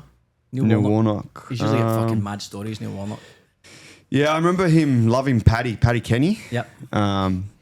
He'd love a ruck, like as in, a fight, if people don't know what a ruck is, but he'd love a fight. And I remember we played a game, he used to come watch with Mick Jones, and it got pretty heated. And I remember boys were throwing each other. There was a big boy on my team at the time who had 2 missing teeth. And he threw something about and he hit him. And then after the game, Neil Warnock's like, yeah, fucking, come on, mate, get in there. And I'm like, playing football rugby, mate. Remember Craig Nunn told us a story? He's like, so Craig Nunn came on, he said, Neil Warnock's like, everyone in, Huddle, training sessions a Friday. And he said, we'd already done our shape for the squad for the Saturday. So in he comes, so he said, we're all in. And let's just say Paddy, for instance, you were on the bench for that shape. I had a dream last night. You were in it. So you're starting tomorrow. So that was that. It's the next day the guy started. He's like, what the fuck? Neil Warnock's got mad stories, man. Mental stories. And so's Owen Coyle. Owen Coyle, how'd you find him as a gaffer? Because in Scotland, Owen Coyle's got a bit of a reputation for being because he was class at football, Owen Coyle. He was absolutely superb. But training sessions being like football, tennis, scoring goals, and you went a bottle of Lucozade and just fun, pretty much fun. Was it like that when you played training? Yeah, no, it was the same. But I just found that when you get in the first team, because there's so many games throughout the week, so you play Tuesday. You train. You don't really train. Aye. Like they were out by 12 o'clock. Aye, my mate has played that level pretty much his whole life, and he says basically Saturday game, Sunday off, sometimes Monday off for recovery, Tuesday game, Wednesday off, Thursday light, Friday prep, Saturday game. I thought I was going to work harder when I started that jump into the first team. I'm like, sure, it's going to be double sessions. Nothing. It's a lot of games. No. Games in travel. It was harder. The hardest period was being in the scholarship period. Yeah. From 16. You have jobs as well.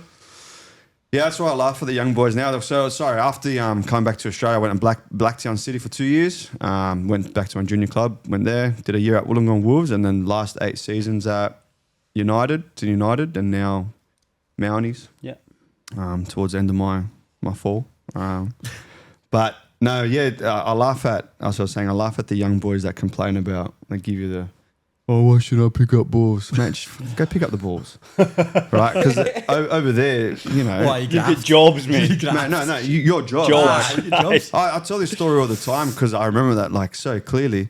So when you're in scholarship over there, you have to do jobs for first team. So there's different people got rostered on. Every player had assigned a player to clean their boots, right? So you have to clean their boots. And they need to be perfect. Yeah, no. On top of that, you got to clean the first team change room. You got to push, or take all their kit, the dirty kit, take it towards the gear man. Winter, so over there, they have these black sheets across the pitch for snow so it doesn't kill the grass, whatever. Before the session starts, you got to take it off.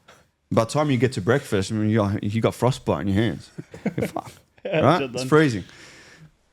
You got to mop up, you got to sweep up, you got to do everything, right? pick up the balls, cones. You'd finish your session, go to first team field, pick everything up. Then you also have to inflate the balls, and the Yeah, balls have make to sure be perfect. everything's going to be perfect. And then you got match day duty. So when they play matches, you got 6 players Ball that boys. change. Yeah, ball boys. You got to rock up now before they get there, set up all their gear, put their boots out, set up all the coaching staff gear, whatever it is, balls, cones, then go on the pitch, pick up all the balls, cones, ball boys for the, and then half time there. After the game, same shit. Yeah, people complain Oh, about no. Home and away forget- changing rooms. You're Mate, kidding, I'll man. never forget this. Something happened. I can't remember what game it was. And same thing, looking at first team players, Matt, and especially they're all big fucking lads. I think it was Middlesbrough. Fight kicks off in the tunnel. And important the tunnels, mate. It's fucking 2 people you can fit in there, side by side. And I'm a little kid, and I just see, what's his name? That bloke, Kabul. Kabua, Just coming, flying punches like everywhere. David James coming over, the same thing, and I'm big just boy. like in the corner, like shitting myself. Yeah, and then Leroy Primus was helping out that time. He's a big lad, like grabbing 2 blokes at a time, throwing it, and I'm just shitting myself. And then walking in first in change room while they're getting a bollocking by Avon Grant at the time, and someone's Grant. kicked the boot and hit someone else in the face, and I'm just like, what is happening here? Yeah, what's going on? But we didn't get home till midnight. And having to go train, up at 5 a.m. the next day, because we had to, same thing, pack all their bags, wash all their boots, and wait until everyone left, and they give you food after. But then I didn't drive at the time, and then one night I remember I was walking home, and over there, little chavs on their mopeds, and you got to watch out for them too. And I'm walking with my big bag. And then you just hear, you turn around, there's like 4 of them chasing you. So I start legging it. Thinking, I'm not going to stop. Jump over someone's backyard and little, there's little alleyways over there. Jump over and just sit there Waiting for them to pass. And they all go past, but I didn't realise, what if there was a dog in there? Fucking hell, mate. Aye, it's happened a lot, but that's a different. That happens in Glasgow all the time. You're walking in the wrong neighbourhood and you just hear, "Excuse me." You're like, "Oh no, you're not from here." Nah. Oh fuck! You're like walking. Next minute you just hear, "They're chasing me." It's not even you're not from here. It's just where are you, Faye? Aye, where are you, Faye? Where are you, Faye? You're like, shit, they know I'm from. You just get chased. And that was like literally, you could be 5 minutes out of where you lived, Aye. and it was like, but that's times have changed now. Yeah. On those job stories, there was a story I remember. It was on a different podcast. It was talking about the Rangers manager. It was like Walter Smith at the time, and a guy called John Brown. And young lads had to, basically some of the lads made an arse of the jobs that hadn't cleaned the boots properly, hadn't cleaned properly. So the guy says, "Oh, by just let us know the gaffer," and John's not happy. He's like, "How's me?" He's like, "You've not done the jobs properly." And two of the boys says, "Well, my last train's at 6:30. If I don't go now, I'll miss the last train." He goes, "Doesn't matter, John wants to go and see you." So he walks down and John says, "Right, come down. There's the gaffer's car and there's the team bus. You need to clean the team bus and the gaffer's car." And that's you done. And the boys are like, fuck's sake. So then they start having a bit of laugh. I clean the team bus, they get the hose and all that. And obviously start getting carried away and start fucking hosing each other and have a bit of banter. And then they get caught, having taken the piss basically. So John Brown says Paddy, come here. So John Brown's like, "Follow me." So he walks through Ibrox. Have you know the story? Walks through the dirt, walks through the bottom of Ibrox Stadium, right through the wet grass, up the stand. He says, I'm walking behind him. He's like, up the stairs, along the corridor, down the stairs. He takes me this fucking mad route for about fucking 3 or 4 minutes. Gets to the very end of the corridor, dead end, turns and says, "Know what your job is?" He goes, "What?" He goes, "See all those footprints I just made all the way here? Clean every single one of them." We don't clean every footprint. Absolute stitch up, man. Oh, wow. So he said, absolutely. He says, but at the end of it, Walter Smith drove him home or something like that. It was the most awkward drive ever. He's like, I've got these bogging shoes in the car. But that was, to your point, like jobs nowadays. Now jobs are simple as like you pick up the balls after warm up, or inflate the balls after warm up, and half the time the balls are flat. I just feel like a lot Fill of up the water bottles. yeah, it's not even. I just think we're starting to set up kids a bit more for failure because they're getting too entitled. Like even take away that I was overseas, but even before that, when I was at Blacktown, I was training with the first team already at 14, 15. I couldn't say hello. I remember for 3 months, I sat in the change room because Blacktown have like a second. They got the 20s change room, the home section, but then they've got like a built-in first grade change room. So I used to sit in the 20s and wait. I used to get all the gear and set it out. But for 3 months, no one said a word to me. They walked past me. 3 months. Okay, whatever. Bite your tongue. Dad used to always say, "Just bite your tongue, mate. Prove your worth. Make them respect you. That's it." go train my first session. I get the ball, do a flip. I just remember just seeing the sky and the floor. Yeah. And then someone leaned over and goes, fuck off, back to 14s. That guy ended up being my boss 12 years later. And we were talking about the stories, and I'm pretty sure that was you. He's like, oh, it probably was. Yeah. Brendan Renner, Rex, who used to play for Sydney FC.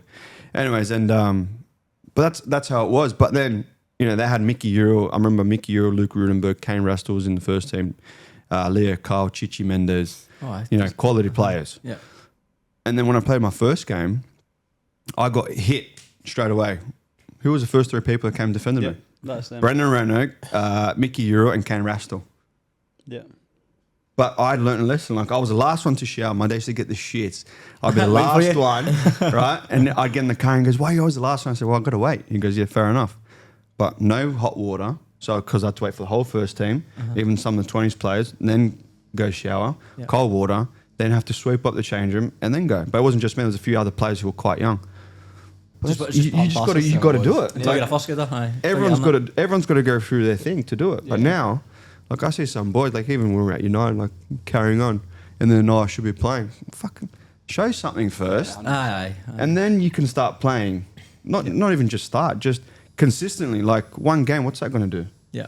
That does nothing. You got to prove that you can be relied on, you know, week in, week out, and then show the right things through the week. Your attitude. Yeah. But see how that conversation, right? See if that ever gets brought up. Often people say like, oh, that's old school, right? But see if you look at other industries, particularly big high flying industries like doctors or lawyers, the interns not go through mad shifts. So, like, you have to earn your right. I remember a sleep expert was talking about it, saying how, like, if you sleep less than 6 hours, it's for a certain amount of days, it's the equivalent of having like over the legal limit of alcohol in your system. And I'm saying, which is crazy because obviously in the medical world, it's almost celebrated if you're going, oh, I'm doing a double shift. It's like it's like 20 hours. Like, imagine they were going to do an operation on your mum or something like that. And like, would you let a guy who's had 3 pints operating your mum? But it's celebrated because a lot of the older doctors look at the younger doctors and say, well, I went through it. I had to do the double shifts. I had to stay late. I had to do the shit work. When it gets back to football, often we go like, oh, it's old school mentality. But it's just almost like a rite of passage of, don't get me wrong, some of the old school stories like nowadays it's seen as like getting locked in a boot room and getting that's different. Covered in That's shoe polish and all different. that. Like, I mean, depends on your personality. Yeah. Maybe it's battle, maybe it's not. It depends on who you are and if it's the right crowd. But the stuff like the jobs and all that, I think that's just discipline. Learn, like you said, like potentially setting people up, because a lot of in fact, 99.9% of people in football are not going to get to that level. So the skill set you learn in football sets you up for work. It's like you get to a work, say you end up becoming a doctor or a lawyer. Like, I've done worse at football. I've done all this shit. It's part and parcel of earning the right. And then when you get there, you're like, it's all right, mate. And you say to the younger boy, mate, I've been there myself. Yeah. But if you've never done it, how can you relate? You need to be able to relate to it. It teaches you so much that's valid off the pitch. It teaches you the levels of respect for me is massive, as you knowing your place within an environment and what you have to do to earn respect within that environment. There's so many lessons that now, as you say, kids don't get them. So kids are very entitled. They come into senior environments, a lot of them think, well, I deserve to be here because I've had a good season in the under-20s or a good season in the under-18s, but they've not really done anything. But they still think that they should be treated in a certain way. They huff and puff if you say, oh, it's your turn to fill up the water. It's like... Oh, mate, here's a belt I remember last year. I don't know if you remember this. We had a young lad come up from the Spirit, first grade. So funny, man. So he gets called up, session finishes, and it was a shite session. Everyone was like in a bad mood. But as always, the younger lads start to get the balls and all that. But everyone sort of dispersed off the pitch. And before anyone's really left the pitch, this younger lad has went in, got his gear and went to leave. And subbies called him out, like, fucking, where are you going? And he's like, get back and get the gear in. He's like, I can't, my mum's in the car park waiting to pick me up. And subbies just lost it. Like, your mum's waiting to pick you up. Every time our under-23 was in the change room, like individually, without all of them, like, because you know they wouldn't be finished if there was one in there and the rest of it out. He just lost it. But that's what it should be. Help your teammates. That's what he's like, well, he's like, I've been up at 4 in the morning, I've got 3 kids, I've fucking worked all day. I'm here and I'm still on the pitch. And you have to run away first without putting anything away because your mum's still in the car park. Like, wait, fuck off. 10 minutes, mate. Like, it doesn't take long. No, that doesn't take long at all. It doesn't take long at all. But it's just down to respect. Like, it's not about, it's old school mentality. It just comes down to doing the right things in order to, you know, outside of football. It's standards, a lot of because standards. like, you know, like even just everyday life, if you're not able to do just the 1%ers of something, you're not going to do it when you get home. Yeah, 100%. You know, like as you get older or even just in work. Aye. You got to do certain things. Standards, Yeah. aye. And coaches notice that stuff. Like if you're Oh, Yeah. like I don't think they realize that if they see you picking up the stuff, not complaining, just doing your job, they're gonna notice. Yeah. They're gonna coaches notice, especially if you're not in there helping But your mate. And I must say, 100%. coaches now, I think I've been a bit too soft with the young ones. I'm not going to mention names, but did come across one where, wait, Go give us an example. Don't have to person name. What's an example?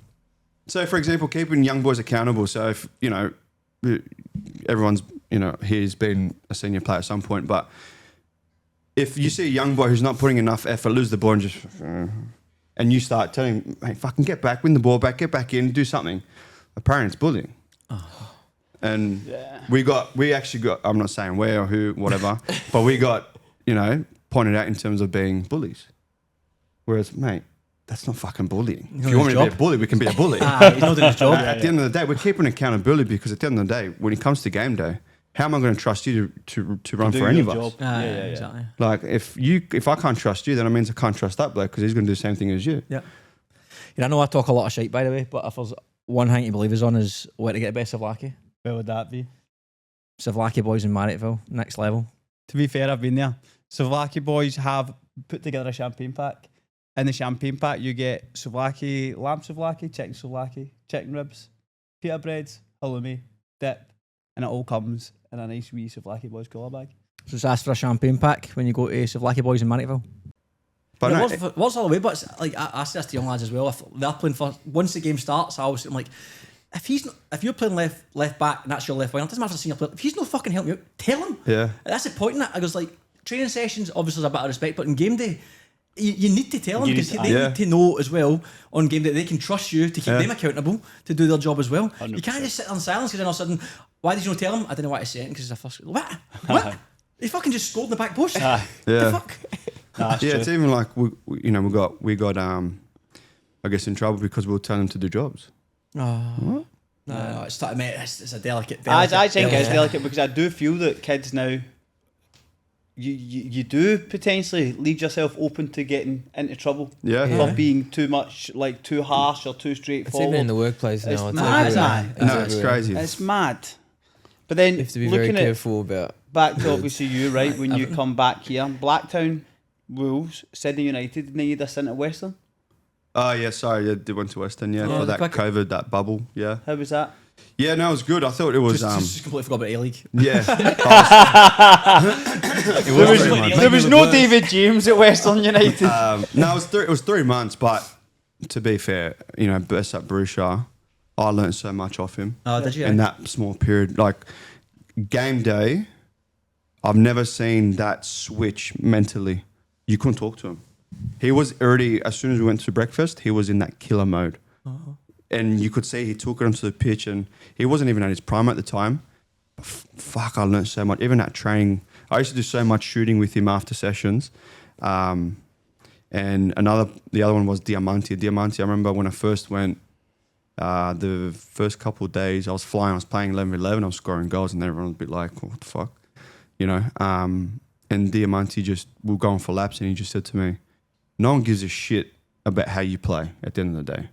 Because you're a striker. It all comes down to, at the end of the year, all right, what's his name? Patrick Antelmi, 20 games, 25 goals. Fuck, good ratio. Mm-hmm. Just score goals. Don't worry about anything else, just fucking score goals. I said, yeah, but now they're worried about running and pressing. Because fucking don't worry about that. Just score goals. Yeah. That's it. Worry about that. But it was awesome. Obviously, with the whole bubble thing, and there was a lot of good stories, and Borussia being a hot-headed, we got locked in Mercure Ridges for 48 hours because someone from Melbourne City was staying there as well, but someone got COVID. So we had to get locked in our rooms for 48 hours, and they're handing out breakfast one day, and they had sausages and bacon and burst out Muslim. So I opened the door, get my break, and I just hear down the corridor, what is this shit? I'm not fucking eating food.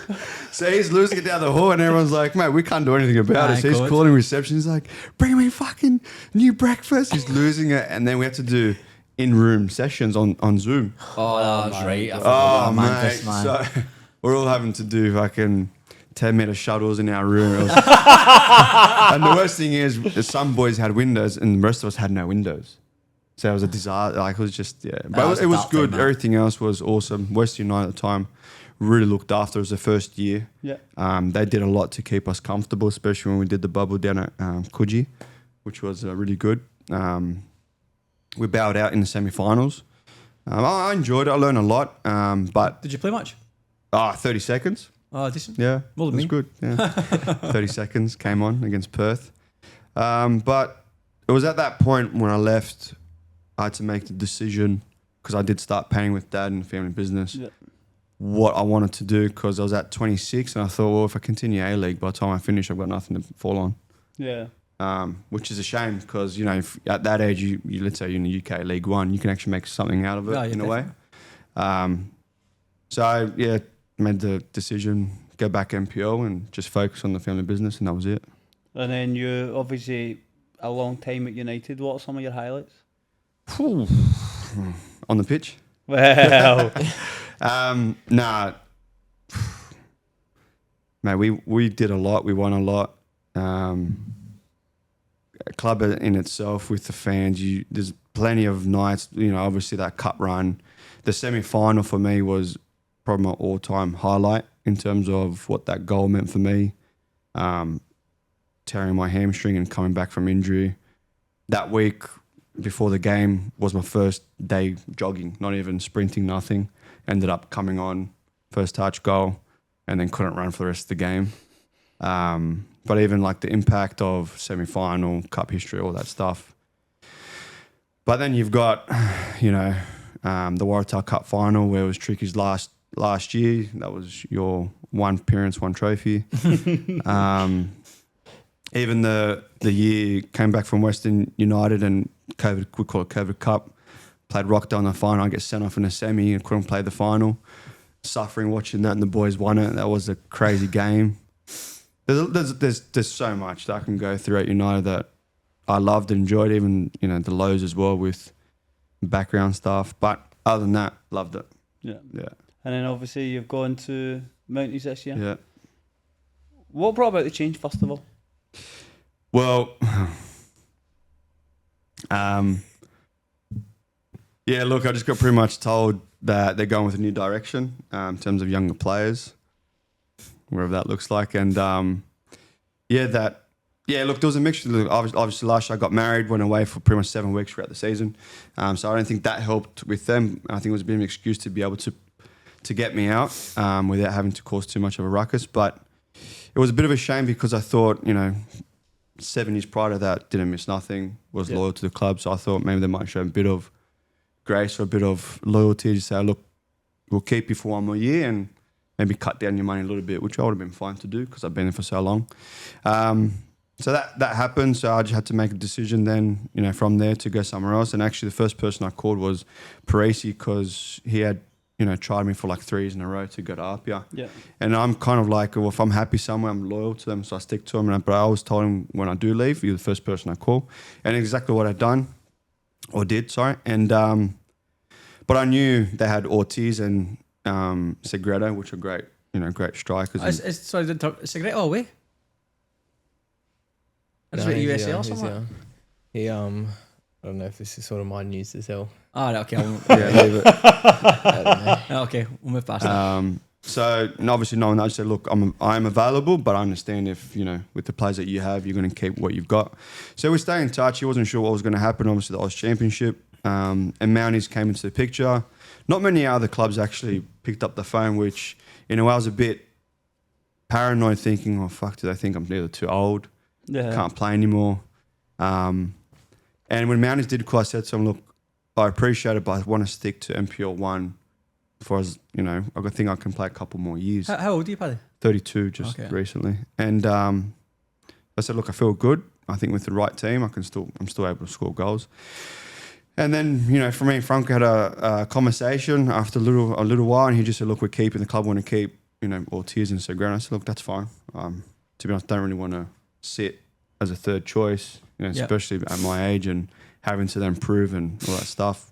All good, no worries. And Southern Districts kind of got involved, and St. George, they were there, but not there. I think they were afraid they might have, you know, wanted too much money, which you're probably surprised with what money I'm on compared to a lot of players I've heard, which is crazy. But or even just, I don't know if there was just their budget in terms of it was maybe too late to get me involved. I'm not sure. But Mounties kept coming at me, and then spoke to Schroeds, who I know when I was younger, Cozzy that went there, and he started pretty much rattling off all these players that they signed. Yeah. And to be honest, my first concern with NPL 3 was, in the past, Mounties had spent, good monies to look for promotion, but in the wrong way. And I think that's what a lot of clubs do, that they do have money. They spend their money in the wrong way in terms of they get big names, but maybe too much ego as opposed to good players that make a team to get them where they want to be. Yeah. And as soon as I started hearing, Josh Simmons, Jake McGing, who aren't, or no more, Brendan Vella, Liam Yuley, they're all winners. I knew most of them, and also from others, good people, down to earth. And I was like, might be something here that we can do with what the club want to do and push with their plans. And then, RPF, didn't work out. Mounties were pretty much the only one on the table. So I was like, well, I haven't got anything else. I don't really want to chase to prove myself without being too egotistic. And I want to go somewhere where I'm pretty much wanted, and they believe what I can do, I can provide and help the team. And went to Mounties for that reason. Yeah, good. That's important. It's important that you feel wanted by someone. I think that's massive for football. But also their vision. My first week, I was actually shocked how professional they are. Josh was saying the same. I heard about this. Mate, we've got training jerseys. Mate, we've got full-time kit man who cooks for us every session. Cooks for us every session. That's brilliant, man. S&C full-time. You got your GPS and all that stuff. Your ice baths. We've got membership for free at Mounties Club, which is a shitload of money to get there. Fucking mad place, that Mounties. It's crazy. Even free access to the pool and stuff like that. I just couldn't believe. We've got this Player 360, which I think most clubs have now. But mate, everything is just done properly. A video session, but at the same time, where they're pushing or wanting to go, you kind of have to do it before you get there. Yeah, which I believe. Yeah. And it also keeps us accountable instead of, getting there on NPL 3, it's... Because you're an NPL 3 doesn't mean you have to... this is no disrespect to NPL 3 level. You don't have to behave like that level of club. Exactly, You can still behave like an NPL 1 club. It's always like the level of the expectations and standards that you want to achieve to. So I always say to young kids, they all emulate Ronaldo. Like, what would Ronaldo do? I always say to them, if you were going to have this meal or that meal, what would Ronaldo choose right now? Yeah. And choose that one. Okay, well, you do that. That's a choice that you can make that no one else can. Same with the decisions you make, the staff. Obviously, budget's always a factor. But if you can influence these things and you raise the standards, eventually you'll get to those standards. And I think that the fact that they're doing that leaves you guys with no excuse. Like, they're doing 100%. everything that they can in the background. Well, what else do you do? We give you everything you need. There's your platform. Now you deliver your end. No, 100. I totally agree. And I actually take my hat off to all the boys, especially the senior players, because I'm actually making it harder for the younger boys to try and get a look in, because everyone's, training sessions. My first session with the boys, I actually didn't realise how good some of the players I used to always play against are. Yeah. Like Brendan Vella, I was shocked. I'm being dead serious. Like, I always played against him. I was like, yeah, he's good. And then it came to training, I was like, fuck. Like, you're actually not bad, mate. He's quality. I'm surprised Mike Kane let him go. As I said, Luke Rassio as well. Sim I've always played against, so I always knew his quality. Yuli, unbelievable. Like, I'd have him in my team every week. He's just a little pit bull that if you need him to fight, give you a pass, give you a through ball, unbelievable. Like, really good. And then you got, obviously, Abe Mayock out wide, who's just fucking... I said, Abe, when I get the ball and turn, just run. Just run. What about, because you're not going to agree, or you might agree, but you're going to win the league. Nine games in, 9 points clear. Okay. So, comfortable, obviously, at the top just now, but I'm interested to see how he's going things like the Waratah Sugar Cup. He's wouldn't be a bad outside bet. Like, would you to sneak it? Depend on the draw. The draw's always a tricky one. But I'm sure no team would want to draw Mounties 100% as a wee wild card. Because I think, especially like let's say a Marconi or an APIA, they've got everything to lose and nothing to gain playing against the Mounties. Oh no. Yeah. Whereas you have a fucking good team to go and especially a one-off cause game. an upset. You've seen it already with Parramatta losing to Gunners and. You see teams dropping points all the time, and dropping points, getting put out a couple all the time in these short games, and No, that's something I'm surprised. I pushed. Well, we've discussed with the club in terms of they want to get NPL 1. There's no high in that. They just want to get to NPL 1 because they can easily be part of the Oz Championship in terms of the backing. Yeah. Everyone knows that. Everyone's trying to push them to do it, which is great. But the first thing they said to me, the club, was, we want to get the football side of things done properly. Get there by merit, not by just because I'm backing. Yeah. And that to me was massive, because a lot of clubs would be like, no, we've got the backing. Just do that's it. crap, that. But they actually want to do it. So I said, the biggest thing would be cup run. And obviously us boys, we said cup run is important so that, we should win the league. No one's going to care, because it's going to be like, oh, they should win the league. You know what I mean? Yeah. Who gives a shit? They're meant to win the league in a way because of the players they sign. There's still a chance we might not. Of course. Football's football. But I was like, do you want to turn fucking heads? Go on a cut run. Aye. Try and win the Waratah Cup. Aye. Yeah. So then people turn and go, fuck, okay, Mounties actually serious. If you just get to the semi-finals World Cup, I'd be pretty impressed. Yeah, but I want to win. Of course you do. An NPL 3 side. When's the last time an NPL 3 side was in a World Cup semis? No idea. I don't know if they have been. No idea. Well, Granville Ridge. Am I making that up? Oh, maybe last year, Granville actually. Ridge were there last year. No, ST Raiders. We beat them in the semis. Was it the year before? Nah, I think you might be right. I think Granville Ridge maybe were there against somebody. The Tigers not played maybe Granville Ridge then in the semis. Nah, you might be right. I don't know. Oh, yeah, good point. Last year. Yeah, I last think year you I'm might be sure right. Tigers played No, we Granville beat Ridge. Granville Rage, then we beat ST Raiders in the semis. Oh, okay. Didn't Tigers beat APIA in the semis? Yeah, that's right. Right. Oh, Granville Ridge was there or They were thereabouts. Must have got quarters. that last round quarters. then. Was it? Yeah. Yeah, we beat Granville Rage and then beat ST Raiders. Yeah. Okay. There you go. That's And what it then was. then I fucked off for 6 weeks. But cup run. That's what. Yeah, I'd love for the boys. I like the World Cup's like a League Cup, basically. Aye. It's a And trophy then to win. imagine you got we said the United draw in the semi-final, That man. would be quality. That would be good. I'd love to stir up Mira so bad. I love that guy. He's He's the a good best. guy. Yeah. Right, predictions. Predictions. There's my predictions in here somewhere.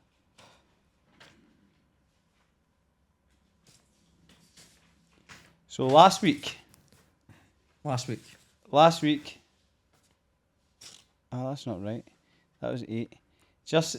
Justin get 8. Travis get 9. Did he? Aye. Aye. Not bad. I get 7. Claude sorted me Claude's right out get there with 8. I know, Cheers, it's Claude. better than you. I know, not bad. So this week, first game, Olympic at home to Manly. It's a tough one, that. I say draw. Draw. Paddy? I want to see Olympic. Yeah, I was going to go Olympic, to be honest. Home. I'm going to go Manly. Marconi at home to SC Raiders. Marconi. Marconi. Blacktown at home to Wolves. I'm going Blacktown because I need something. I'll go Blacktown, aye. I'm going draw. And then Sydney FC at home to St George FC. What's FC again? The ones that started well. Saints. I'm going to go St George because I think Sydney might lose players. I'll go St George as well. Good point. Yeah, away. And I've Oh, got well, big game. Oh, wow. That's Spartans, that's a Tigers. top of the Is that table. Friday, is that Is that Friday night? Friday Friday night. Top game, that. Aye. Oh, yeah. Good Right, so point. Blacktown City could sneak herself back into that top 2 now. 100%. I'm going to go Spartans because Tigers. Did you say Tigers lost last Tigers week? lost to Central Yeah. I Coast. think they Spartans. drew and I lost have last to time. go Spartans for my mate Gons. So, yeah, Spartans. Oh yeah, Gons is there as well. Gons is there, yeah. Home. Yeah, they've drawn 2 and lost 1 of the last 3. Tigers, They're really shitting the bed, But are we? see the. but I without think- shit in the bed. Well, that's saying they shouldn't have bet. They should have bet. I just think these last 2 these leagues, man. See if you win 3 in a row, you fucking fly off. And vice versa, if you lose, you just find yourself dropping like fly. It's like everyone just Yeah, thinks it's they pick crazy. up. It's mental, man. Parramatta were when they beat us, they went 3 in a row, top, Top 2 or hang around the something like top. Now they've gone, I think, 3 in a row or 2 in a row loss. Now they're hanging Yeah, they're- 7th. that. You end up getting squashed amongst other teams you didn't expect. Yeah, So what was that game? I'm going to go Spartans. I'll back Spartans. Spartans at home in Yeah. that little pitch. Big game here. Prospect at home to Inter. Lions. Prospect. Bottom versus second bottom. Draw. Draw. prospect. I'm going Inter. Got the grey stain boys. Is that the only team not to win a game in Alliance? Tough. I believe there was injuries, and I assume they're starting to get players back, and that's why they've drawn their last two. Hill's at home to Newcastle Jets. Jets. No, away. I'll go Jets as well. Going draw again. You're going draw. Paddy's went away. And then Bulls versus Central Coast. At Bulls. Central Coast. I've got Nah, Bulls. I've got Yeah, Bulls. Central Coast. Home, Bulls. away. NPL 3 Parramatta at home to Hawkesbury. Can I see the table quickly? Where's Parramatta? Where's Hawkesbury? 7th, Parramatta and Hawkesbury. Come on, Hawkesbury. Give me a win. I'll go Parramatta. I'll go Para as well. I'm going Para. We're at Para. Para. Para. Did you play at Parramatta? Yeah. Pitch good? Yeah, not bad. Bit heavy. Ours, everything compared to our pitch is quality. Gladesville Red Magic at home to Fraser Park. Oh, Fraser. Fuck.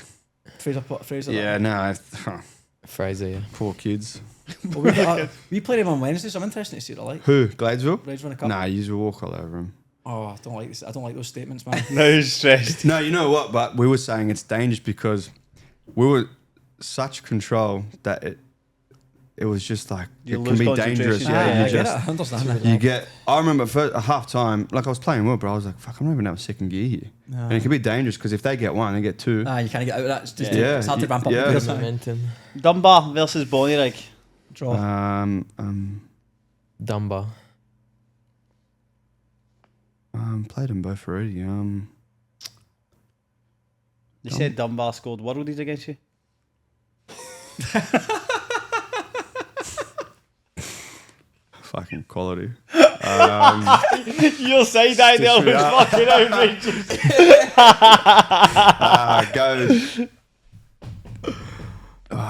Go Dunbar. And You know then Granville Rage at home to Bankstown United. Rage. Rage. Actually decent. Rage. Entitlement is still scoring goals. I'll see him today. Actually, Yeah. Is he going to win the game? he's going to the this whole. Who think Presentation. won it today? Said United Marconi. I think United will drop points today. Don't know if they'll lose, but I think they'll drop points. I think it'll be a draw.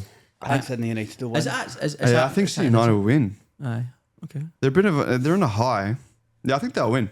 I was a bit interested to see how they were going to go against Rockdale last week because Rockdale can always be tough, but I thought they put in a solid I was performance. surprised at how comfortable it was. To be fair. I thought there was a solid performance. The boys, I think, will do the same today. I think that Sydney United are very good at defending their box.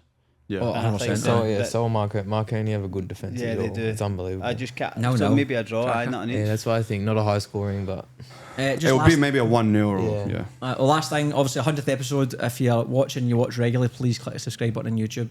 It'd be massively appreciated. Apart from that, boys, thanks for your time. I know it's been hard to get you on, so appreciate it.